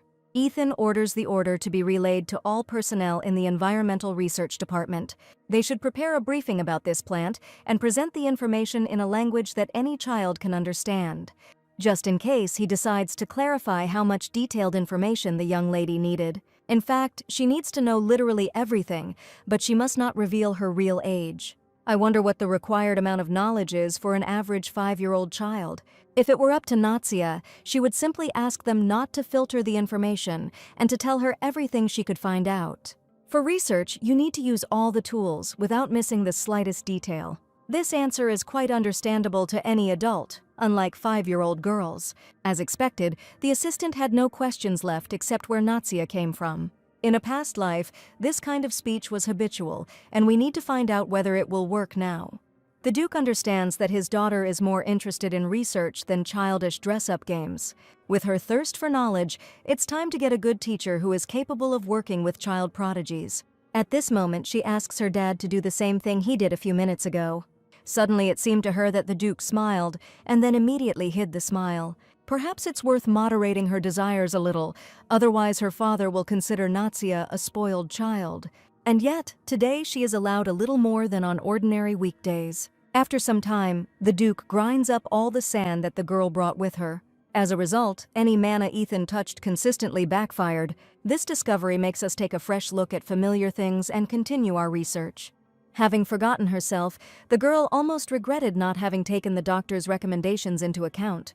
Her health is still too weak to run around the meadow so carefree. The Duke asks you to be a little more careful because he is already taking a risk by agreeing to today's picnic. He suggests coming back here next time because the sanctuary won't run away from them. The servants will take care of the cleaning, and she should return to the house and rest after a long walk. Finally, the girl decides to say something that she would have been ashamed to say out loud before. She asks her dad to smile a little more often, and this noticeably lifts her mood. She really likes it when Ethan gives her a smile because she can give it back. The truth is that this man's life was too difficult to smile easily at the world, and yet he promises to try to do this more often only in the presence of his beloved daughter. Thus, the young lady manages to do much more than she initially planned. She has no intention of washing the bowl at all next time the Duke will continue his ritual. He will have to rub the grass for so long that he will eventually wear a hole in the bowl. Lost in her thoughts, she almost mentioned the mana for which she was forcing the Duke to do this. Azelta suggests deciding what to do with the remaining traces from the sanctuary. She wanted to ask about this a few hours ago after the picnic ended. When it was all over, Nadia asked to break the stone, taking a couple of pieces with her. For some reason, the girl decided that this black stone could be used to make a shiny decoration. Of course, there are more suitable stones in the world for such purposes. In the end, she was slightly misunderstood, and all the stones from the meadow were dragged along with her. Nadia asks to take only a few small pieces with her. Is it really so hard to understand? Having quickly corrected the mistake, they bring her several stones of a size that can be worn around her neck. She plans to make a beautiful necklace out of them, although it is unclear why she did not like the diamonds. You won't need a master's help at all, it will be a gift made by her own hands. She will definitely give one of the necklaces to Frey. The boy will certainly be delighted by the attention. If the purity of this stone is sufficient, it will be able to hold her mana as well. For the ailing Frey, such a necklace will become an artifact containing streams of healing mana. Unfortunately, the surface of the stone is too hard to engrave a name. The easiest way is to write something with ink, hoping that the mana will not reject the paint. If you know exactly what you want to write on the stone, then making an engraving using magic will be easy. The more desire she brings to ease Frey's pain, the stronger the artifact's effect will be. After a short time, the inscription was ready, and it seemed to turn out quite funny. Of course, this is not quite the result that the girl imagined when she wrote the inscription. Realizing that this is not a gift, Nadia asks the maid to help her disguise the drawing. In response, the girl tries to convince her that the main thing is not the drawing at all, but the desire to please. If she takes up the work herself, the stone will turn out a little smaller. The lady asks only that a small part of the drawing remain almost unnoticed.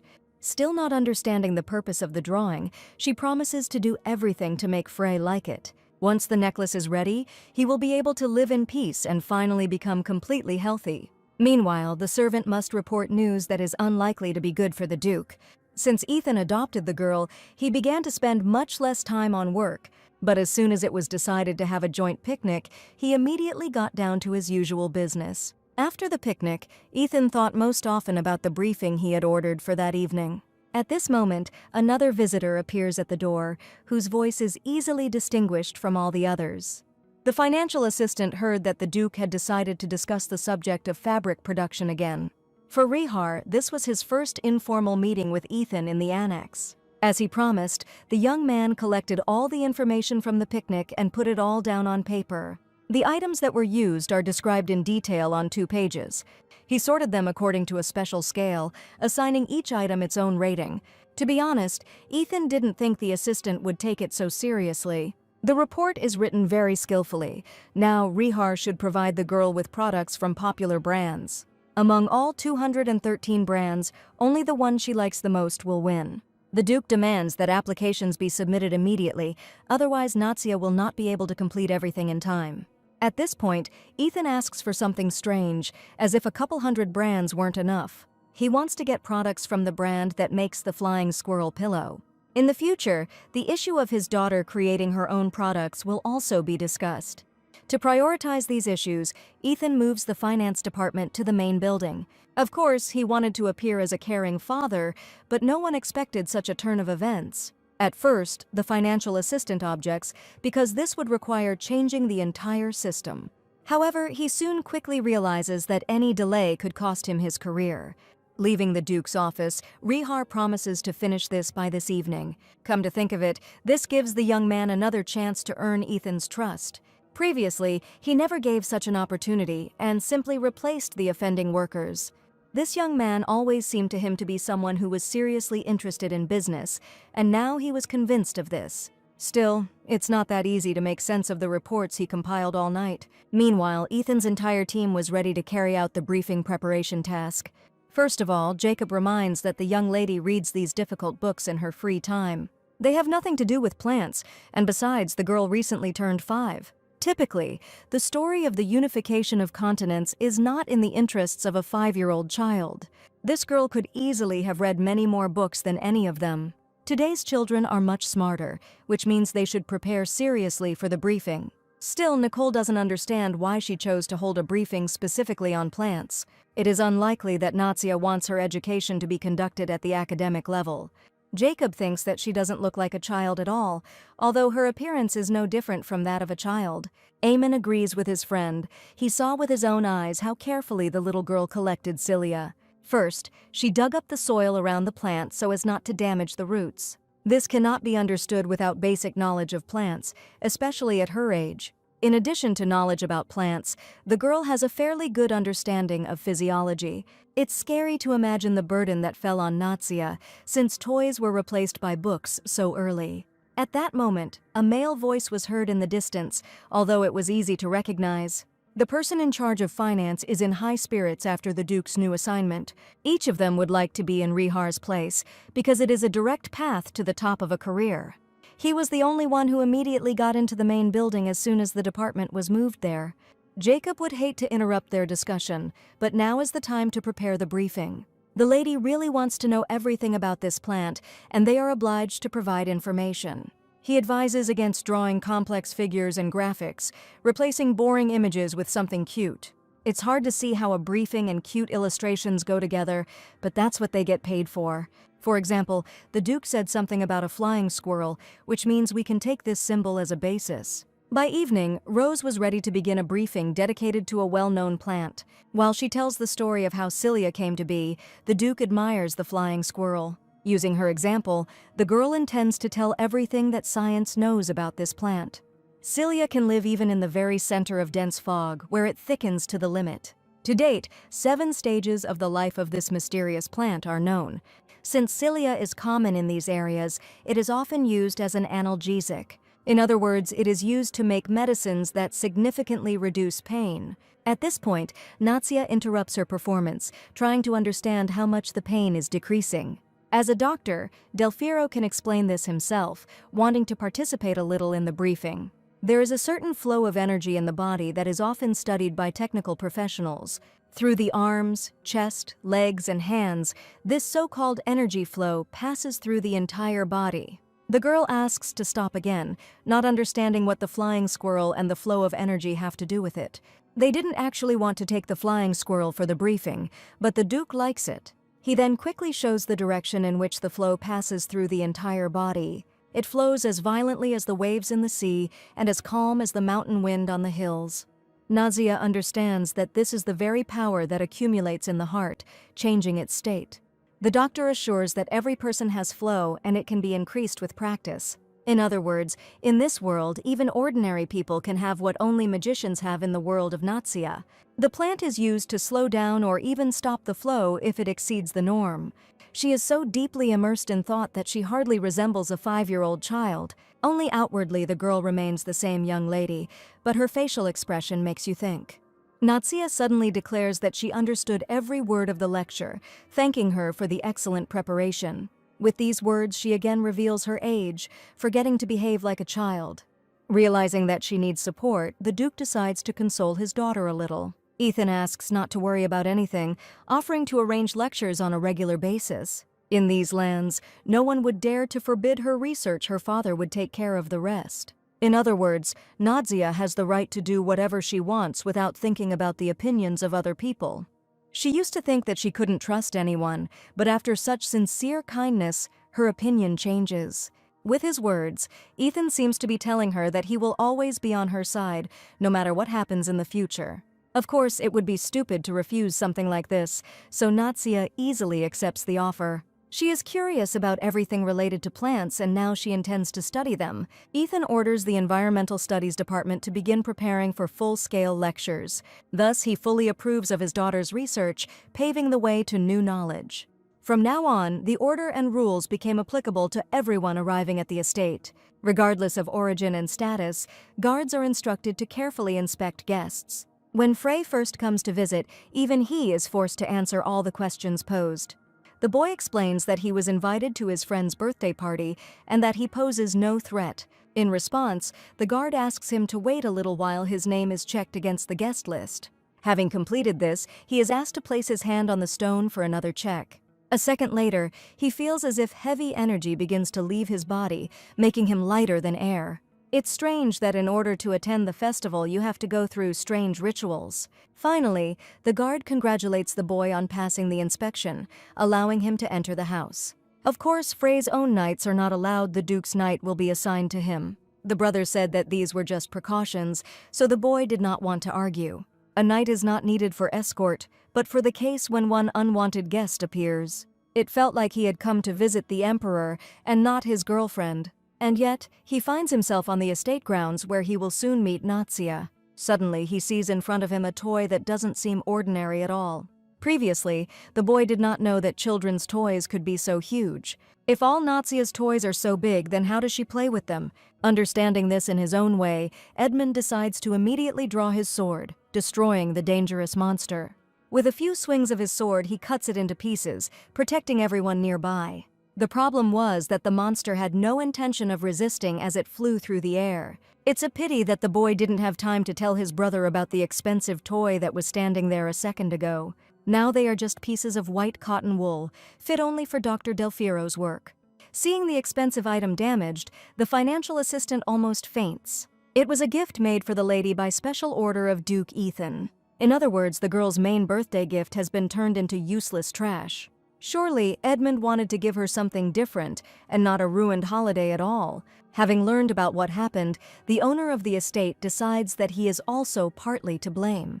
Nadia likes big eyes and round faces, and that toy's face was too detailed. Ethan ordered a large dog so his daughter could use it as her new bed. However, it didn't look like a bed either, since there wasn't even a ladder for that. Only now does the Duke realize that the toy was more scary than beautiful. It's hard to argue with that statement, especially if you've recently chopped it into small pieces. If the Duke believes that he organized the gift poorly, then Edmund will not be punished. He should no longer do anything that might shake the knight's trust in the Duke's eyes. After a short consultation, the knight returns back, knowing that he has become the hero of the day. He immediately meets the gaze of his friends, who already know about the incident with the toy. The knight simply cut the gift prepared for the young lady with his sword before his brother's eyes. Noticing his return, Delfiro sympathizes with his friend who accidentally made a mistake. He rarely visits the military registration and enlistment office, feeling uncomfortable surrounded by other knights. This time Edmund has a meeting with the head of the military service, otherwise he wouldn't have come here. Having noticed the boss, the guy is already ready to see a real show, although now his friend is not to be envied. Oddly enough, the conversation was not about the broken toy, but about the guard who was on duty last night. Edmund demands a detailed report on all guards taking up their posts. Usually he behaved much more modestly, but today he imagined himself to be a commander. Realizing that the guy is following the Duke's orders, the boss promises to provide a report. Rumor has it that he recently saw something strange at the gate, which he has been ordered to keep secret for now. In response, he asks not to worry, he will sort everything out himself soon. In fact, what the knight accidentally saw did not at all look like an ordinary phenomenon. Shortly after the briefing, the main building of the ducal estate became much more crowded. Each employee wanted to personally present the gift, wanting to appear welcoming in the eyes of the young lady. As soon as she climbed 2 floors, she was presented with many pleasant gifts. Azelta offers to treat them to something in return, for example, make hot chocolate. However, now there are more important things to do than gifts, because the flow already appeared once in a past life. Still, a little tea break with some sweets won't hurt if you take a couple of minutes to do it. A girl can eat 2 candies a day according to the doctor. This is the best daily norm. She heard correctly. Nadia was offered only 2 candies when there was a whole box lying nearby. You don't have to think about the choice because they all have different shapes, but the same taste. The lady decides to leave the most beautiful candies for later so that she can admire them longer. At this point, the environmental department staff decides to personally visit the room. Rose apologizes for having to disturb her for the 3rd time in one day, but she has prepared something special, and perhaps the young lady will be interested in this specimen. If any words are unclear, the girl will be happy to explain their meaning. Her report said that cantha was as common as any other weed, even though she had never encountered it. Frey believes that in these lands the cantu flowers simply do not receive sunlight, which is why they look faded. It is surprising that the boy developed knowledge about plants even more than some of the employees. Moreover, this appearance looks quite impressive, noticeably lifting the mood.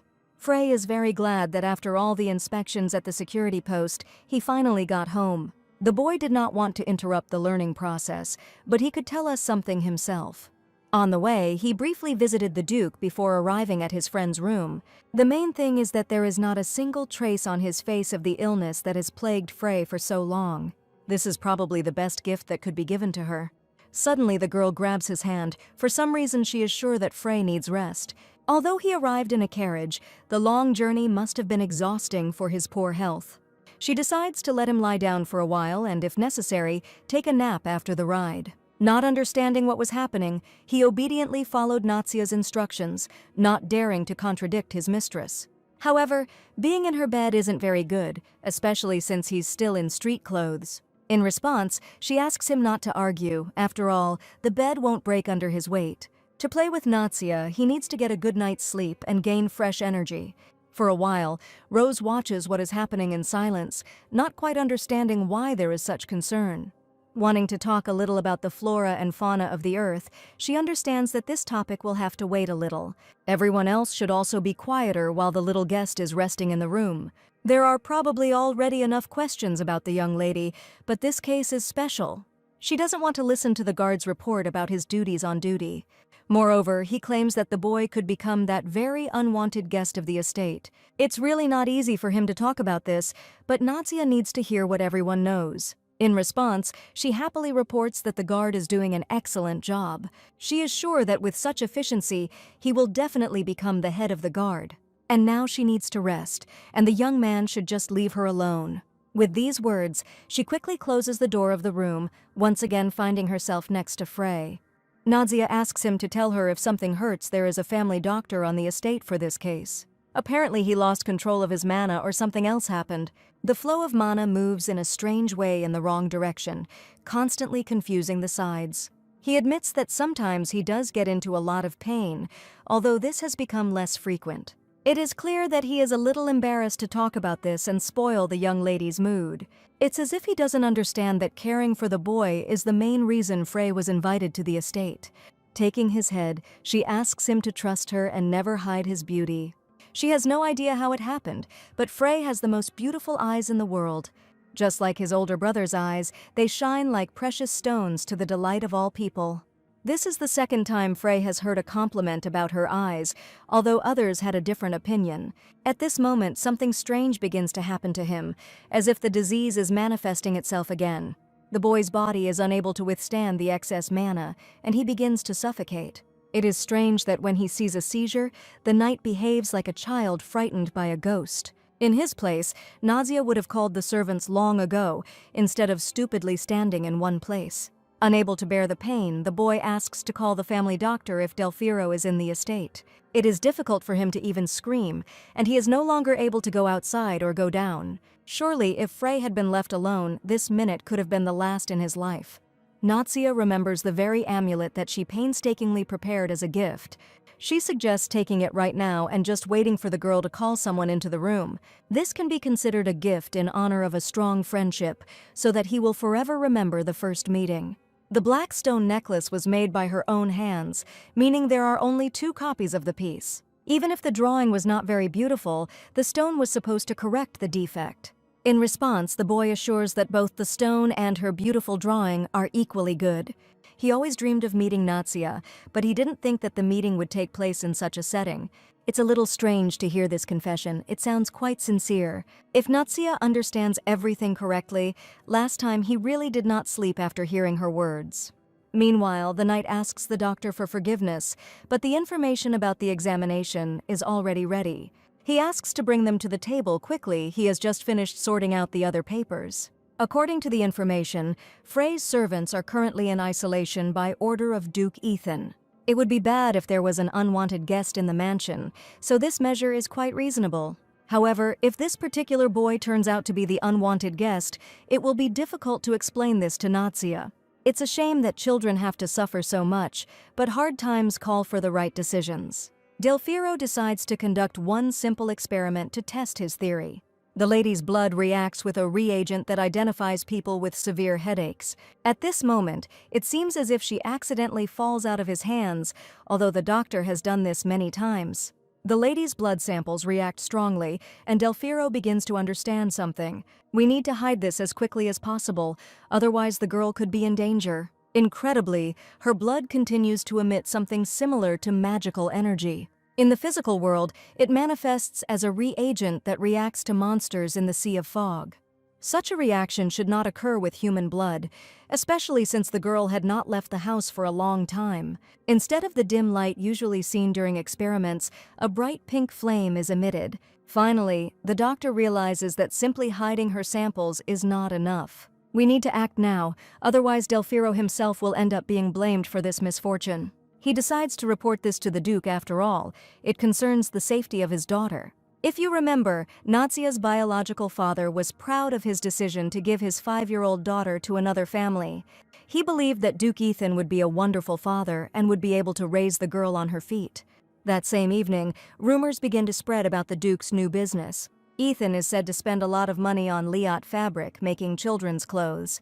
It seems that he truly values his adopted daughter and will look for a way to bring the girl into high society.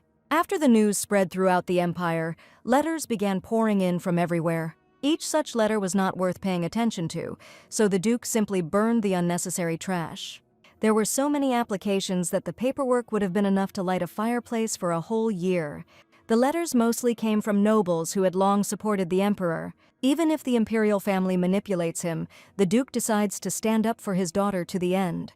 At this moment, the family doctor bursts into the room, wanting to tell important news. Today, Delfiro is acting a little strange, as if he had learned something terrible. This concerns the young lady, so he asks to put matters aside. Afterwards, he takes Ethan to the place where he recently conducted an experiment with blood. It's impossible to say for sure, but Natsia's blood really doesn't look like human blood. The doctor is sure that the girl has no health problems, but the reaction to the reagent is too strange. He asks for consent to conduct additional tests using other reagents. In case something doesn't go according to plan, the young lady's black stone should also be checked. This is usually done in a mansion when a person needs to be tested for signs of monster genes. It is not a fact that the girl is a monster, even if the blood reacts with the substance. However, the research conducted may help her in further treatment if a new disease is discovered. After listening to Delfiro, the Duke gives his fatherly consent, hoping to find a way to ease her pain. Whatever the outcome, it is important to understand correctly what her long-standing illness is connected with. The next day, Natsia learns that Frey stayed to sleep in his older brother's room. Thanks to the girl, he was able to rest, and his condition became much more stable. Sure, they were still children, but what if they were spotted in the room after they reached adulthood? Quite recently, the officer's core was moved closer to the extension, which is quite far from here. For some reason, the maid cannot take her to Frey, otherwise the Duke will be angry. However, now you can take a short walk near your home, taking a plant guide with you. Hearing this, the girl immediately heads for the door, not wanting to waste a minute. This time she asks Azelta not to follow her around, as usually happens. Her room is on the 4th floor, which means going down is much more difficult. It turns out that you can't do without the help of a maid. It's in vain to refuse her services so early. Meanwhile, many knights are unhappy with Edmund's decision to leave his younger brother here. It was lucky that the officer's office was empty, and we could behave openly. The boys had long noticed that both brothers looked exactly like their late father. However, stupid talk does not reach the ears of the kind boy who found himself in the mansion. Looking around, he realizes that his brother spends a lot of time here. The furniture in the study is much taller than what he is used to seeing in his room. Still, he really enjoys being here, and some inconveniences can be gotten used to. Seeing the bright sunlight, he wants to go for a short walk. However, there is a lot of thick fog outside now, and it is unlikely that he will be praised for such a decision. It's a pity that the fog thickened just now, when the boy began to feel much better. Looking again at his gift from Natsia, he tries to understand what is depicted on the stone. The gift is especially pleasant because the girl herself was looking for a black stone specifically for the necklace.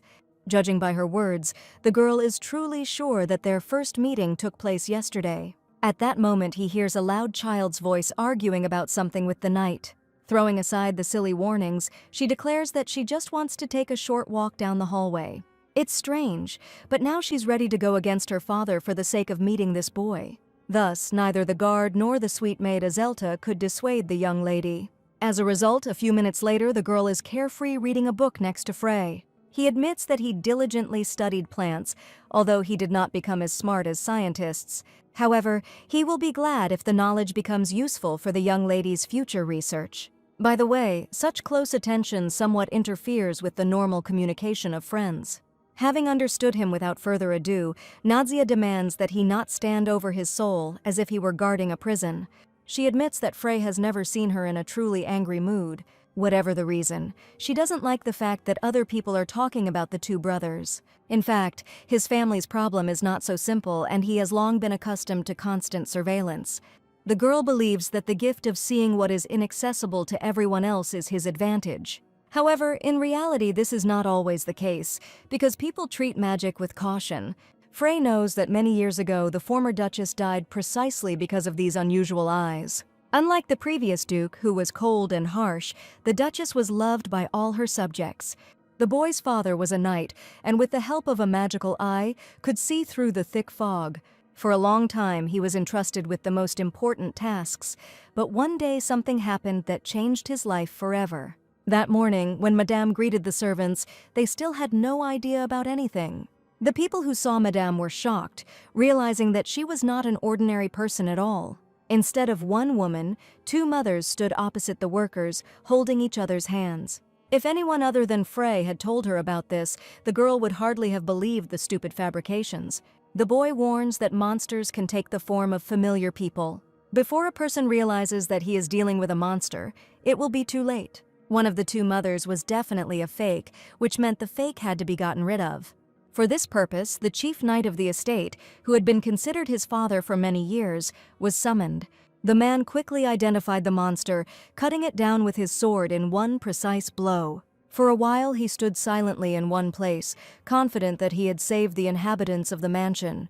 Mother could hardly hold back her tears, realizing the danger she had to endure. All this time it seemed to her as if her own daughter was walking next to her, and not at all an exact copy of herself.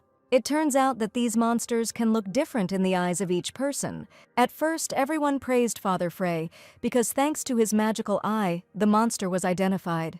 But after Madame came to her senses, a much more serious problem arose. She called the knight to thank the hero, but he began to insist that he saw a second monster. Having said these words, he decided to deal with him on the spot before he took on another form. The madam insisted that she was an ordinary person, although the knight could no longer hear the words. Just like last time, he quickly got rid of her with one blow of his sword, without any doubt that he was doing the right thing. Of course, the servants were waiting for the moment when the human corpse would turn into the corpse of a monster. No matter how much time passed, the dead mistress of the estate remained with the same body.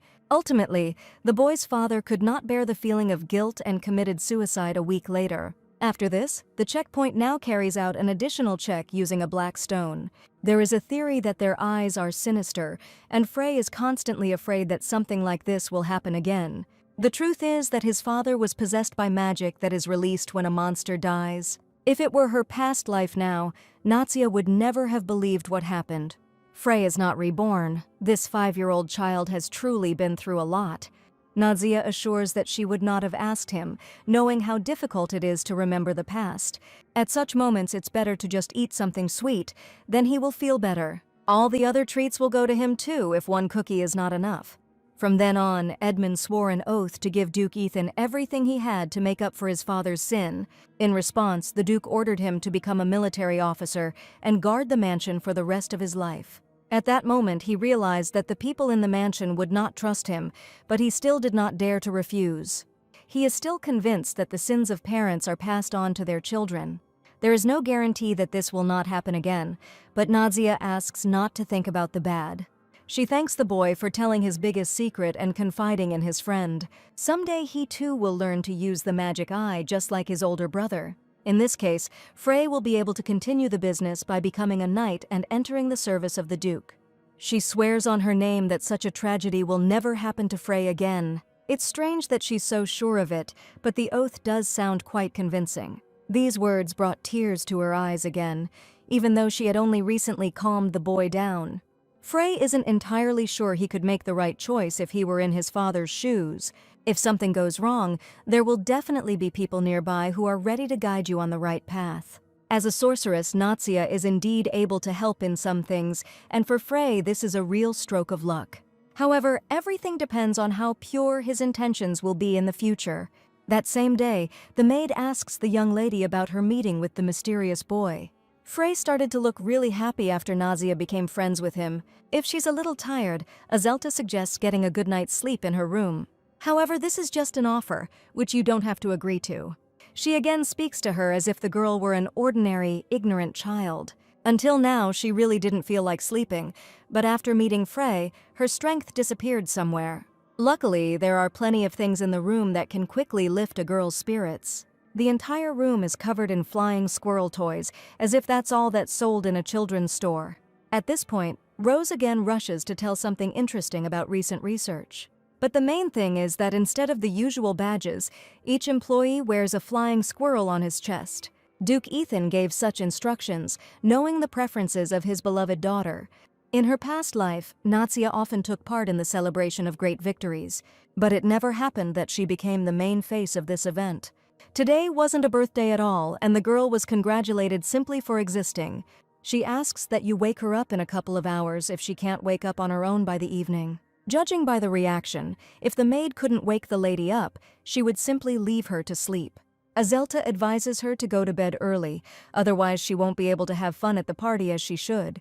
And yet it's strange, because no one even knows Nausea's birthday, although the holiday is still planned.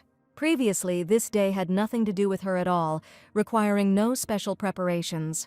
And now the Duke decided to give the girl a real birthday, like all the other children. It's still difficult to get used to new conditions, although you get used to good things faster.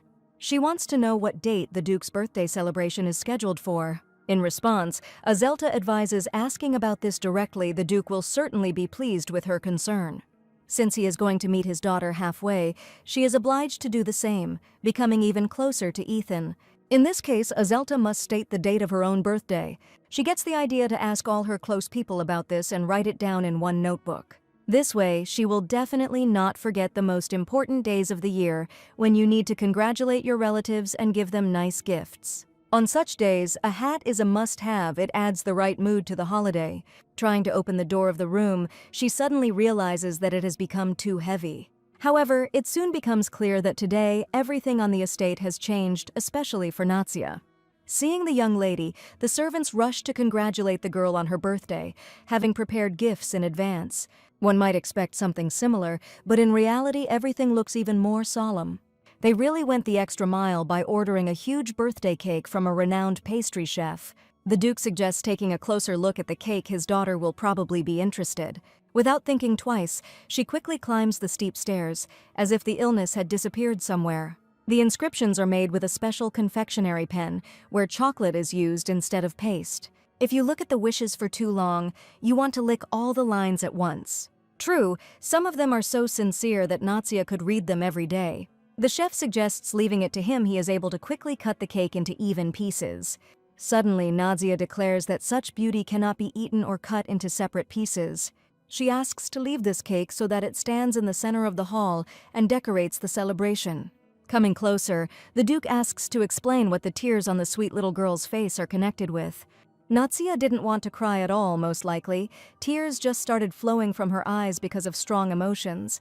Having thanked her dad for a wonderful holiday, she asks him not to pay attention to his strange behavior.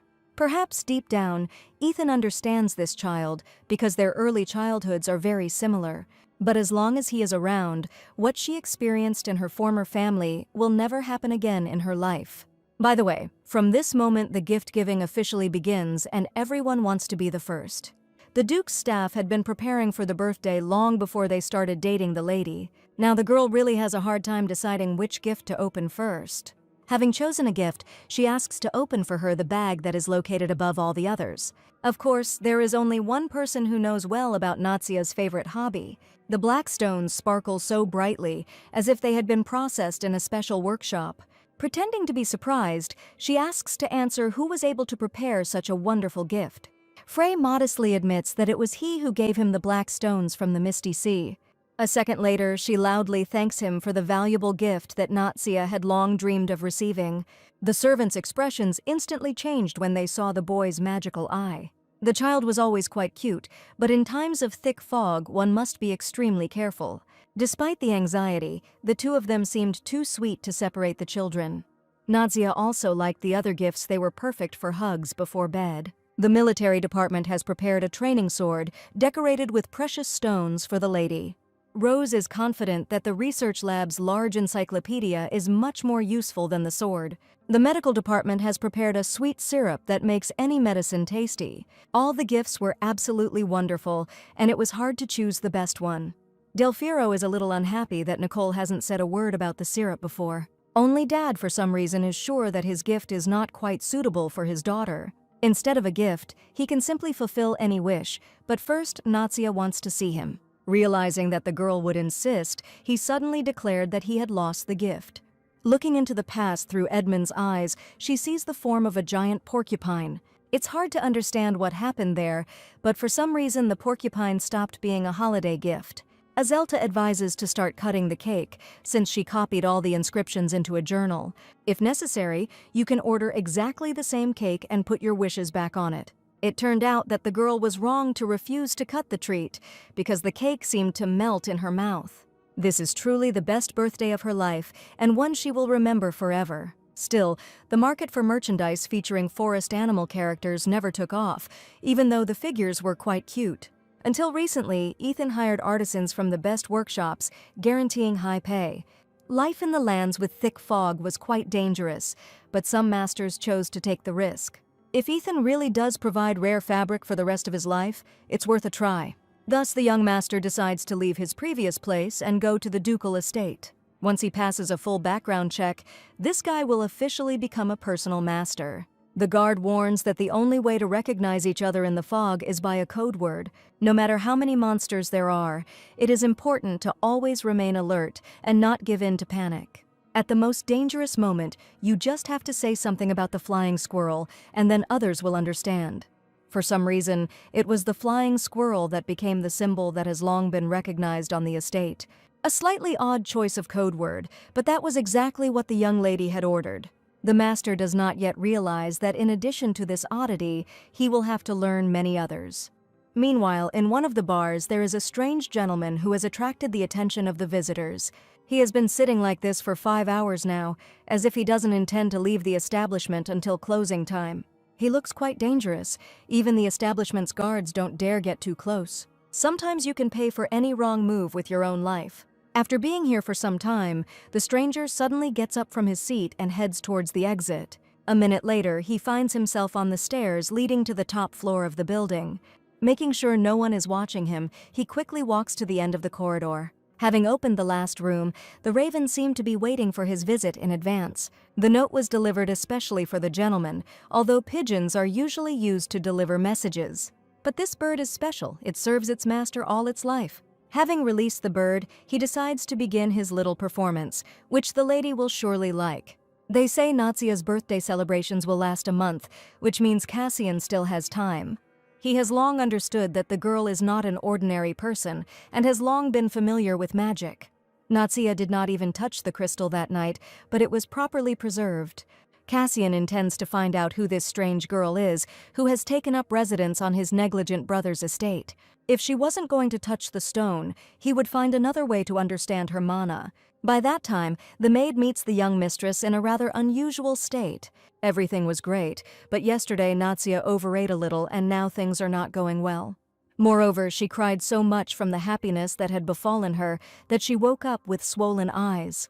The Duke promised to organize an even more grandiose celebration next year. It's nice to receive such promises, although this year everything turned out as well as possible.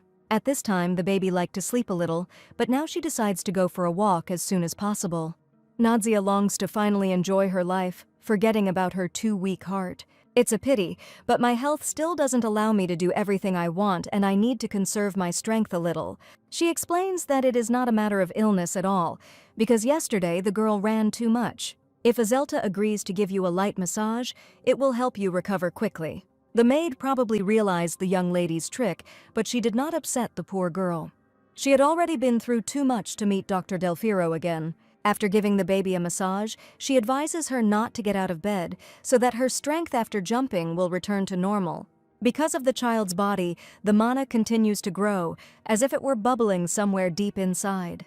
However, one should not disclose symptoms of illness unless Natsia wants to be banned from going for walks. Unfortunately, Azelta still asks to call the family doctor into the room right now. She was even more cunning by not telling my lady that she had noticed the symptoms. Of course, the doctor comes running immediately upon hearing the news about pain in the heart area. This resembles a chronic condition, but a detailed examination is needed to confirm. Suddenly, the doctor starts acting again as if this was some kind of child's play. Promising not to hurt, Dr. Delfiro begins to listen to the heartbeat. As always, she just needs to stay calm and breathe deeply until it's completely finished. At some point, Nazia's heart stops beating as fast as it had been a couple of minutes ago. He wants to understand if she felt any tightness in her chest or other similar sensations. She appears to have a slight inflammation of the heart, judging by some of the signs. There is no need to worry about this. The doctor will prescribe the necessary medications, and the inflammation will soon go away. Besides, that same syrup Nicole gave me will make these medicines much tastier. Having said these words, the doctor begins to quickly prepare the medicine, slightly spoiling everyone's mood. It's a shame, but Nazia lost control of her mana for just a second, which was enough to detect the disease. If he can detect something like that even without knowing about mana, he needs to be even more careful than usual. By the way, the syrup is really very tasty. You don't even need to wash it down with water. The doctor announces that a detailed examination should be carried out immediately after taking the medication. Just recently, news spread through the mansion that the future owner would soon arrive. A maid suddenly ran into the room and loudly announced the carriage standing in front of the main gate.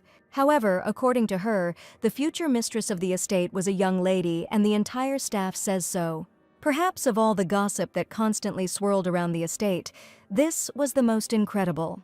From that day on, the atmosphere in the mansion changed dramatically, as if Nazia was now the priority target. Every maid considers it her duty to smile at the girl 10 times a day, although it is not difficult for her to respond in kind. It feels like sunlight has penetrated the dark earth and started to grow flowers. Dr. Delfiro thought so too, realizing that his own fate depended on the girl's health. The problem is that Nazia has been avoiding him for several days now, even if she doesn't have a bag of syringes in her hands. Perhaps the smell of medicine has been absorbed into the robe, and this is scaring the poor child. After changing into a regular suit, the situation repeats itself and the girl simply hides. Realizing that his daughter was simply afraid of doctors, the Duke suggested that he take a vacation and observe from afar. Perhaps after examination with the use of reagents, the symptoms of the old disease reappeared. From experience, Delfiro knows the importance of conducting a detailed examination and identifying the disease. But if you can't even touch a young lady's collar, it's definitely not possible to conduct a full examination. At this moment, Edmund enters the office with his younger brother, as if they had a meeting planned. However, the patient still refuses to visit him, so he may well make time for it. Frey's examination did not take much time, and soon the doctor had the first results of the examination. He claims that his condition has improved significantly, but one small injection is still worth giving. The boy admits that he noticed the doctor at the moment when he was banging his head. In response, he assures that the little lady refuses to be examined. This is very bad news. With this attitude, he simply cannot carry out an examination, but for Nazia, this is extremely important. Suddenly, he realizes that Frey is the one who can persuade her to stop avoiding doctors. Since she trusted the boy, it means he has a chance to change the situation. Perhaps this behavior of the lady is somehow connected with the secret that she told in the room. She avoids Delfiro only because she is afraid of revealing her main secret. However, he agrees to talk to her and bring her in for an examination, but only with Nazia's consent. Frey admits that if he refuses, the doctor will hardly ever be able to carry out the examination. For such words, the boy deserves to be given the biggest injection. However, his condition has indeed improved, and this is visible even without special equipment. Unlike his girlfriend, he doesn't even turn away from the injections, wanting to behave like a knight. He will probably be ashamed in front of his brother if he notices his stupid fear of doctors. Suddenly, Edmund announces that the boy does not have to follow the path of knighthood. However, he believes that right now a person has appeared in his life who needs his protection. It's amazing that at such a young age Frey thinks like an adult. It's commendable. Only Edmund knows that praise is good in childhood, while in the life of adults, something else is important. Despite the doctor's belief that knighthood was not suitable for him, the boy did not give up. His brother did the same. He also never abandoned the original plan. Perhaps it was no coincidence that Duke Ethan hired the boy into his army, seeing his fortitude and determination. That is why Frey is so proud of his older brother, trying to be like him in everything. If there is a person in your life who needs to be protected, you need to do everything in your power to protect him. Meanwhile, Nadia realizes that with this body, even just waking up is a feat. And yet, the time for heroic deeds has already come, which means it's time to get down to business. As usual, the day begins with running away from the doctor, who has set off in pursuit of the patient. Having escaped pursuit, she intends to take what she prepared here before going to bed. Finally, there is a chance to drink the juice of the magical herb. This should significantly increase your strength. If she drinks every last drop, the mana in her body will at least temporarily calm down. This is especially important now, when symptoms often appear during walks. Taking a sip of the elixir, the girl immediately felt the characteristic spicy aroma of the magical components. It seems she has found a universal mana suppressor, and such plants grow everywhere. She will definitely have enough for the rest of her life, but it is better to get rid of the disease forever. Now that Nausea can properly control mana, there is no longer a need to avoid Delfiro. She decides to go for the first time to a place where a child would never be allowed during the thick fog season. Someday she will ask the good doctor for forgiveness, but for now she needs to act. Now her condition is stable and she will have plenty of time to look into the estate's sanctuary. Both magics work without problems, even if you activate flight and invisibility magic at the same time. If there is less fog with mana in the shrine, it means that someone inside is already using fog. If there had been a monster there, it would have been immediately discovered by the guards stationed near the shore. This means that somewhere near her there must be a person who is familiar with the properties of fog. Almost there, she suddenly sees Frey, who for some reason went into the forest. This is the most unexpected meeting before. She could not even imagine that the boy was so brave. Another piece of news is that Frey noticed her in the fog, even though she was using invisibility magic. Frey admits that he often trains in this place, hoping to one day become a knight. He's not sure he can master the sword to the level of his older brother, but he'll do his best. In response, Natsia assures that she will wait for the day when the boy can become her bodyguard. The truth is that Frey himself is looking forward to this day more than his own birthday. However, she also went out for a walk alone, which is quite a brave act on the part of the lady. This question has long been answered, but some things are quite difficult to explain. Nadia decides to share with him one secret that no one in the whole world knows. At the same time, the maid prepares for bed, but before that she should make her rounds of the house. She did a good job today, and Duke Ethan will certainly be pleased with everything. Putting off the remaining business until tomorrow, Azelta heads to the mistress's room. As expected, the guards perform their duty faithfully, never leaving their post near the chambers for a minute. There is no doubt that with such security, the little lady in this house is in no danger. However, upon entering the room, the maid stops abruptly, realizing that something is clearly wrong in the room. The bed is made so neatly as if Natsia had decided to leave the house forever, tidying up the room. The girl demands that the chief knight be contacted immediately, reporting the disappearance of the young lady. This news shook the whole house.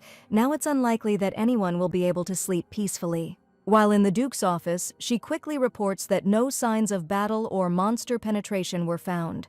There is a high probability that the girl went out alone on the street again, as happened last time. She could leave the estate unnoticed through the back gate, which is sometimes left unguarded. Meanwhile, Natsia is preparing to let the boy into a place that is usually off-limits to outsiders. The sanctuary contains the entire history of her new family, and now he will be able to see it with his own eyes. Besides, she intends to find out something very important, and it is better not to dissuade her. Of course, only Natsia is the mistress of this place, although Freya is a little scared. She might need a magical eye to easily penetrate the thick fog. Having overtaken her friend, Frey decides to go forward in case monsters and other dangers appear. It seems he really decided to become a real knight, starting to act much more boldly. His lordship could easily enter through the door without the help of vines or special magic. Almost all mechanisms inside the sanctuary run on mana energy if there is a mage inside. By absorbing the user's mana, everything around begins to glow with a bright pink light. The boy clearly remembers that a minute ago when they entered inside, it was pitch dark here. Everything in the shrine seems to be overly sensitive to mana. Looking at this real miracle, Frey admires the beautiful shade that she sees for the first time. This light reminds him of someone very dear to him who once came into the boy's dark life. By the way, Nazia's hair has the same shade, as if she had lit up the light everywhere. Quickly changing the subject, she suggests going downstairs, where the family heirlooms warehouse is located. However, when we went downstairs, we found only an empty hall, contrary to Edmund's assurances. There was something else in the center of the hall that Frey's older brother definitely hadn't told him about. Strange objects were laid out on the altar, reminiscent of rare museum exhibits. Above the altar, they see blue smoke that is billowing through the air in bright plumes of smoke. Without thinking twice, the girl grabs the first object in her hands, not caring what kind of mana it is imbued with. Frey warns that this could be too dangerous, as the previous owner could have been a dangerous villain. However, there is no need to worry so much, because if it were dangerous, Edmund would have removed the objects long ago. Since everything here is so clean, it means that the things left on the altar were used quite recently. Mages leave a trace of mana with every step they take, but this was the only place where it could be felt.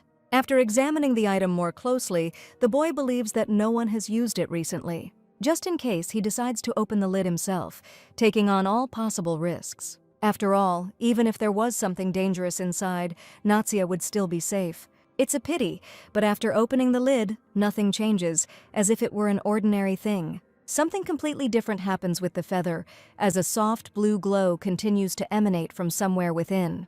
It looks like this place doesn't look too dangerous, and some items can be taken back to the mansion. Nazia takes traces of mana with her so she can then calmly study it in the laboratory. It has been only a short time since they arrived here, which means no one will know about the visit. Once they are in the house, the girl intends to simply go to bed, as if she had been in the room all night. Quite a clever plan, except that they had already been discovered. Noticing nothing, she advises Frey to quickly return to the military department, where Edmund is currently staying. She's right, the military department really isn't that far away, but first they have to meet someone. While the children were wandering around the forbidden place, the owner of the place had been waiting for them outside for a long time. The Duke raised the whole mansion to the brink of panic to find the children who had run away from home in the middle of the night. It turns out that even when Nazia is sleeping in bed, many people continue to worry about her. It turns out that the disappearance was noticed as soon as they left the estate. It is worth explaining why the children needed to go to a sanctuary that is closed to outsiders. She can't even imagine what Ethan had to go through while he was looking for the two fugitives. During periods of thick fog, monsters roam everywhere, capable of attacking at any moment. Instead of making excuses, Nazia remembers her wish, which she can make. For her birthday, her dad himself promised to fulfill any wish that came to her mind. The wish is that no one is punished for today's escape and that everything is simply forgotten. As he promised, Ethan is ready to fulfill it, and besides, in these lands she is completely free. The entire estate will one day belong only to her, which means he has no right to punish her. In other words, there is nothing here that will make the girl afraid or shy. Each of the servants knows this perfectly well, so the entire territory is open to visitors without exception. Nazia hears this confession for the first time, although the Duke had previously asked his daughter to make herself at home. And yet Nazia wants to make sure that no knight receives a reprimand or other punishment from their father. From the very beginning, she planned to go secretly, forcing Frey to become her personal knight for a while. Hearing these words, Edmund promises not to punish his brother too severely, if the lady so wishes. Once alone, he already told the boy that training and the desire to become a knight were encouraged. If Frey ever faced a choice, he would protect the young lady even at the cost of his own life. It sounds much easier in words, but in reality, sometimes you have to step over your fear.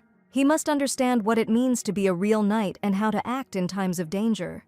Since then, Frey seems to look at the world anew, trying to understand the true meaning of these words. According to my brother, a true knight must be not only strong, but also a very brave man. First of all, one must not lose sight of the lady's safety by being distracted by the glances of strangers. Instead of standing nearby, it is better to monitor everything that happens around the place of regular walks. This can be useful in an emergency situation when every moment counts. Following his brother's advice, one day Frey notices a bird that has never been in this place. He had indeed seen many birds in these parts, but this black creature was flying here for the first time.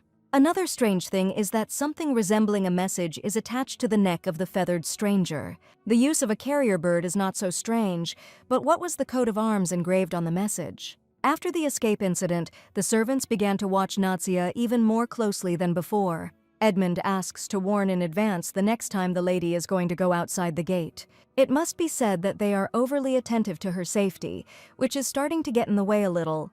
The girl decides to look through some materials that she recently received from the research laboratory. By the way, you can try using the ink you took with you from the sanctuary. Surely they must have some special property that ordinary ink does not have. Perhaps the item's former owner was swirling around her right now as weightless mana. If he is a descendant of Duke Ethan, then that means he is related to her. Wanting to find out everything quickly, Nadia uses the accumulated mana, illuminating the entire room. As she had expected, the spirit of the former owner seemed to appear out of thin air right before her eyes. For many years, no one has awakened this spirit, and today the day has come to return to Earth again. Nadia quickly states her name in hopes of hearing the name of the former owner. She warns that she is not his blood relative, but Duke Ethan adopted her. It's strange, but the spirit asks to speak with respect, otherwise he will end this conversation. Before introducing himself, he intends to clarify one very important detail. In the era when the spirit lived, somewhere at the beginning of the Imperial era, magic was not yet under such a strict ban.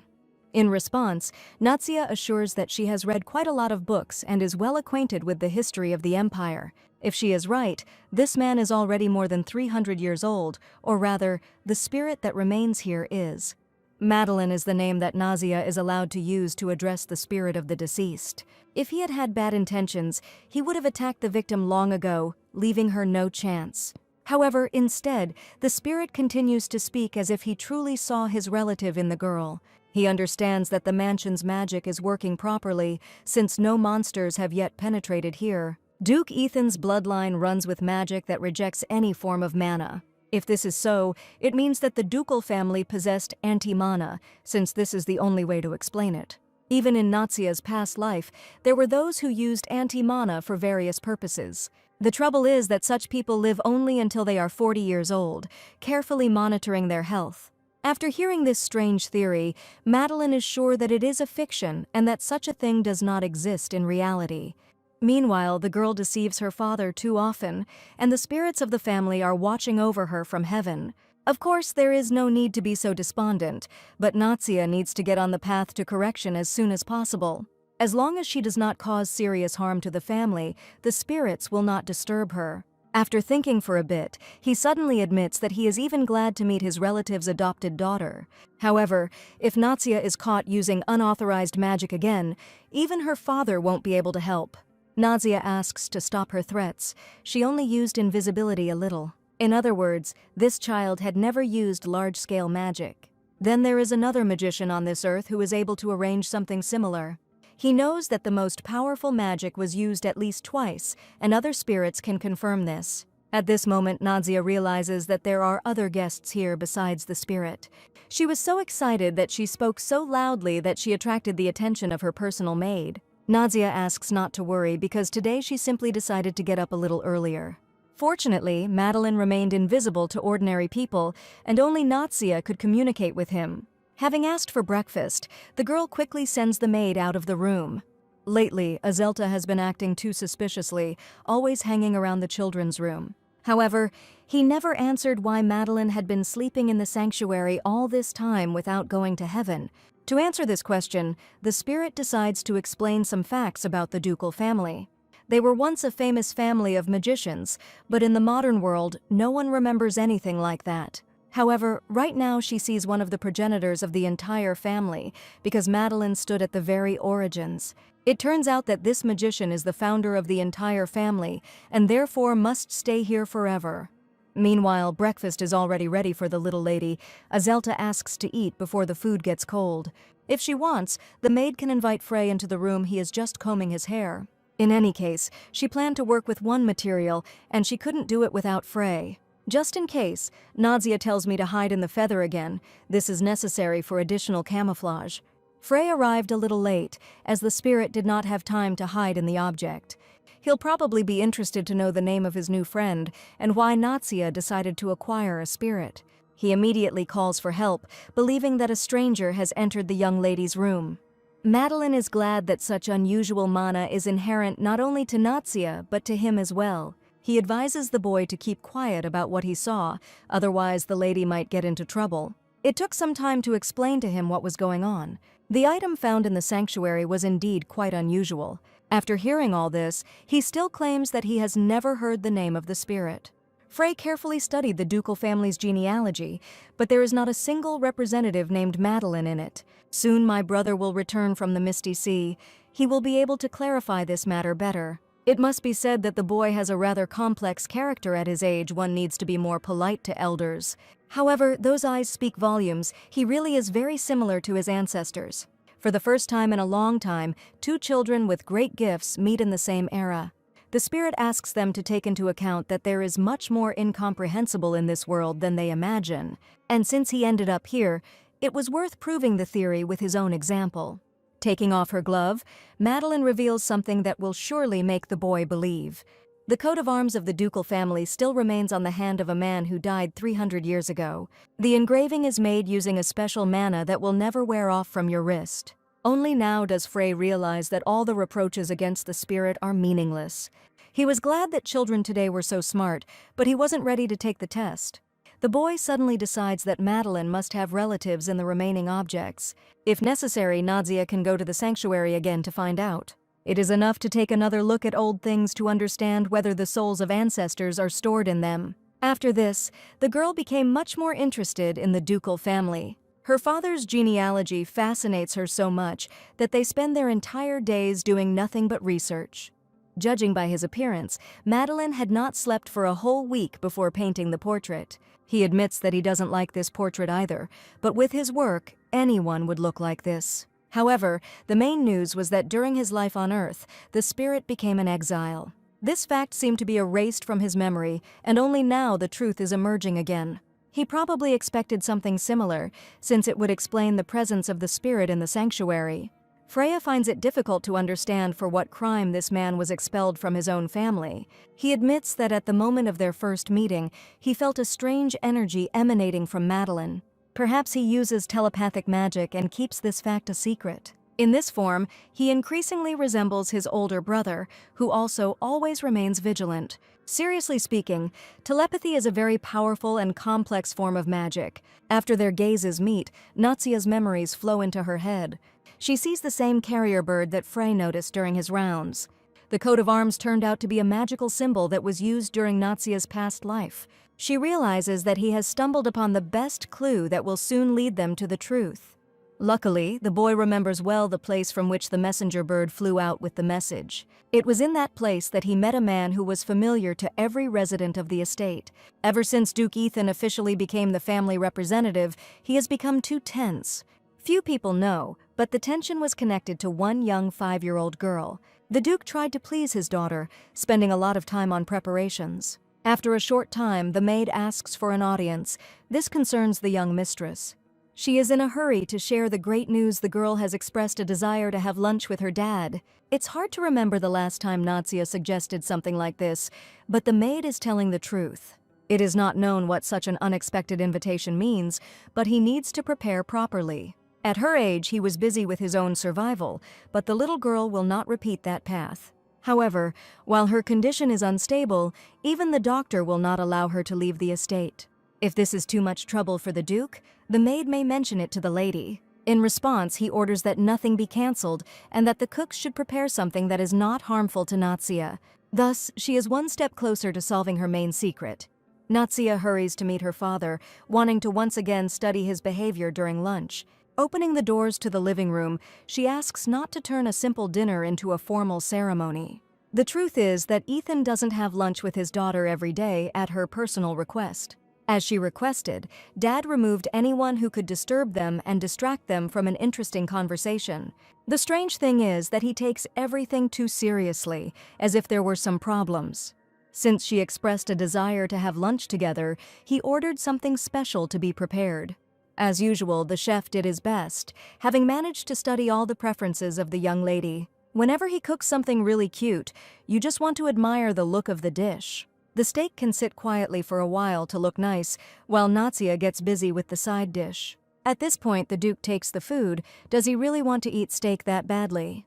He decides to carefully cut it himself and serve it to his daughter as a ready-made dish. It took less than a minute to cut the large piece into very manageable pieces. It is clear from his appearance that the Duke is trying to look after the child in a way that he has never been looked after before. However, she feels that Ethan must have had a reason for cutting the steak this way. After sitting in silence for a while, she asks directly about what has happened in the mansion recently. She speaks of this as if she already knows the latest news from the estate. Natsia wanted to talk to Frey about that man, but then Frey left too early. The boy told a story about a gentleman who launched a messenger bird from the West Wing. Ethan insists that he gave no such orders, which means someone is secretly sending information. And yet, she shouldn't worry, because all the secret information is safely hidden. The Duke promises that every member of the family, including the estate's employees, is completely safe. She can count on his support, feeling as if she is behind a stone wall. After these words, the girl declares that she always believed him, and especially when her father fulfilled her wish. Moreover, if she is interested in information about the fog, the Duke will contact the research laboratory. Only this time he asks not to run out the gate, waiting until late at night. As Ethan had promised, she would soon learn much more than she and Frey had learned. Of course, the personal pastry chef was already aware that the Duke and his daughter liked flying squirrels. Ethan wanted to give the cookies after lunch, but due to the heavy workload, he completely forgot. He really did a lot for the comfort and safety of his adopted daughter. Recently, the assistant compiled a list of all the knights patrolling the Western Corridor. At the same time, confirmation was received after Frey's testimony regarding the bird. In the end, all paths led to one point, where he intends to solve this puzzle soon. There is only one place in the West Wing from which you can launch a carrier bird. Since childhood, the Duke was charged with the duty of protecting the estate from monsters. Mom was sure the fog would never be able to penetrate inside, but they had to remain vigilant. She bequeathed to protect those who have sworn allegiance to their family and walk side by side with the ducal family. To fulfill these words, he renounced his title and went to live in the fortress. It was Edmund who took on the role of chief guard and walked side by side with Duke Ethan. However, he could not hide the third-floor terrace, which his mother loved most. The criminal's name is too obvious. The only question is what he plans to do this time. Of course, Cassian was the only suspect who could have sent the messages. Since childhood, Cassian had been the one closest to the Misty Sea. It was for this reason that he lost his father's trust, which ultimately led to his expulsion from the estate. Having an enemy outside helps keep the knights in fighting spirit, but now there's this child. Under the pretext of kinship, he can easily approach her, taking revenge for all past grievances. The Duke intends to protect her at any cost from this man and anything that could harm his daughter. It will become a stronger shield that will forever protect her peace. Like any father, the Duke wants his daughter to become a free, strong, and independent girl. Perhaps one day this will happen, but for this to happen, a very serious problem must be solved. As night falls, Natsia suddenly realizes that time flies too quickly in this world. It seemed as if she had only blinked once, and the sky was already covered in blackness. Azelta explains that the older a person gets, the faster time passes. In life, you need to do something useful, then life itself will seem productive. When she grows up, the young lady will inherit the family title and rule the estate in place of Ethan. If you think about it, it's more like a lifelong job, so it's better to stay a child forever. She doesn't want to be a duchess, preferring to bear the title of little princess. Even after reaching Azelta's age, she decides to remain an ordinary lady and not marry the prince. In her opinion, the Pope should also be a duke as usual, managing his family estate. In this case, the maid advises him to help him with all his might, because without someone's help, he will not be able to cope. For now, all she needs to do is sleep and grow up to be a strong, healthy girl. With these words, the girl leaves the room, leaving the little lady alone. However, after the spirit awakens, she will not be able to remain alone for too long. Madeline hopes that this latest piece of evidence has dispelled Frey's last doubts. However, for the boy he became even more suspicious than at the moment of their first meeting. In any case, the spirit wanted to tell her something before any of the servants entered the room. The question is why this man was expelled from the ducal family during his earthly life. The one who first declared a ban on the use of magical power was Emperor Million. This was tantamount to declaring that he wanted to wipe the entire ducal family off the face of the earth. It was known to all that in the blood of this ancient family flowed a powerful magical blood, different from all others. They had to make a choice. They couldn't allow the family to be dealt with so easily. By a common decision, the family excommunicated the most powerful magician, who was Madeline, from the family. By developing magic that repels mana, he was able to turn the rest of the family into ordinary people. After hearing the story, the girl could not hold back her tears because the talented magician was simply thrown out of the family. He asks not to grieve because this story happened 300 years ago and is not worth regretting. But when he met the man for the first time in a long time, he seemed to understand something very important. At this moment, the soft toy rises into the air at the behest of the ancient spirit. If the maid saw a flying squirrel, she would have to spend a long time explaining why it flies. Madeline then guides the toy into her hands, doing it as accurately as possible. Soft toys have always been children's best friends, so it's no wonder Natsia has so many of them. There is no doubt that the words about the best magician of the family were the pure truth. He is truly very talented. Madeline becomes the first person to whom she decides to confess her transformation. This news makes you think, because even with his strength, he couldn't figure it out. Princesses with such mana are definitely not found in this world, which is probably why the spirit did not notice her. The girl asks him to avoid any hints of bad mana, otherwise he will follow him back to the sanctuary again. Madeline advises to talk about the main thing, because Frey never saw the face of the bird's owner. Of course, you can recognize him by the remaining mana, but it is not so easy to do. He explains that mana is not stored in the body, but instead simply floats in the air. Therefore, magic is highly dependent on the environment, and this land is saturated with strong mana. In truth, this is the main reason why the ducal family was so powerful. Every member of the family could freely use magic. It was part of everyday life. Duke Ethan's line was considered the greatest magical line, unrivaled in the entire empire. But that era is a thing of the past, and magic has become a real curse for the family. It was at this moment that a little girl appeared, whom Ethan suddenly decided to adopt. Initially, Madeline had no right to interfere in this world, but life became truly interesting. If a banished villain decides to stand in the way of a young, weak girl, the spirit simply cannot close its eyes. Madeline swears on her seal that he will forever stand by her side, even if the whole world turns against him. At that moment, Nadia realized that a second ago this spirit had made a real contract with her. It turns out that the Duke truly recognized her as his daughter, otherwise the spirit would not have taken this step. Now all that remains is to erase the traces of magic, then no one will know about their meeting. Madeline knows that there are still those in the world who can see magic and that they should be on guard.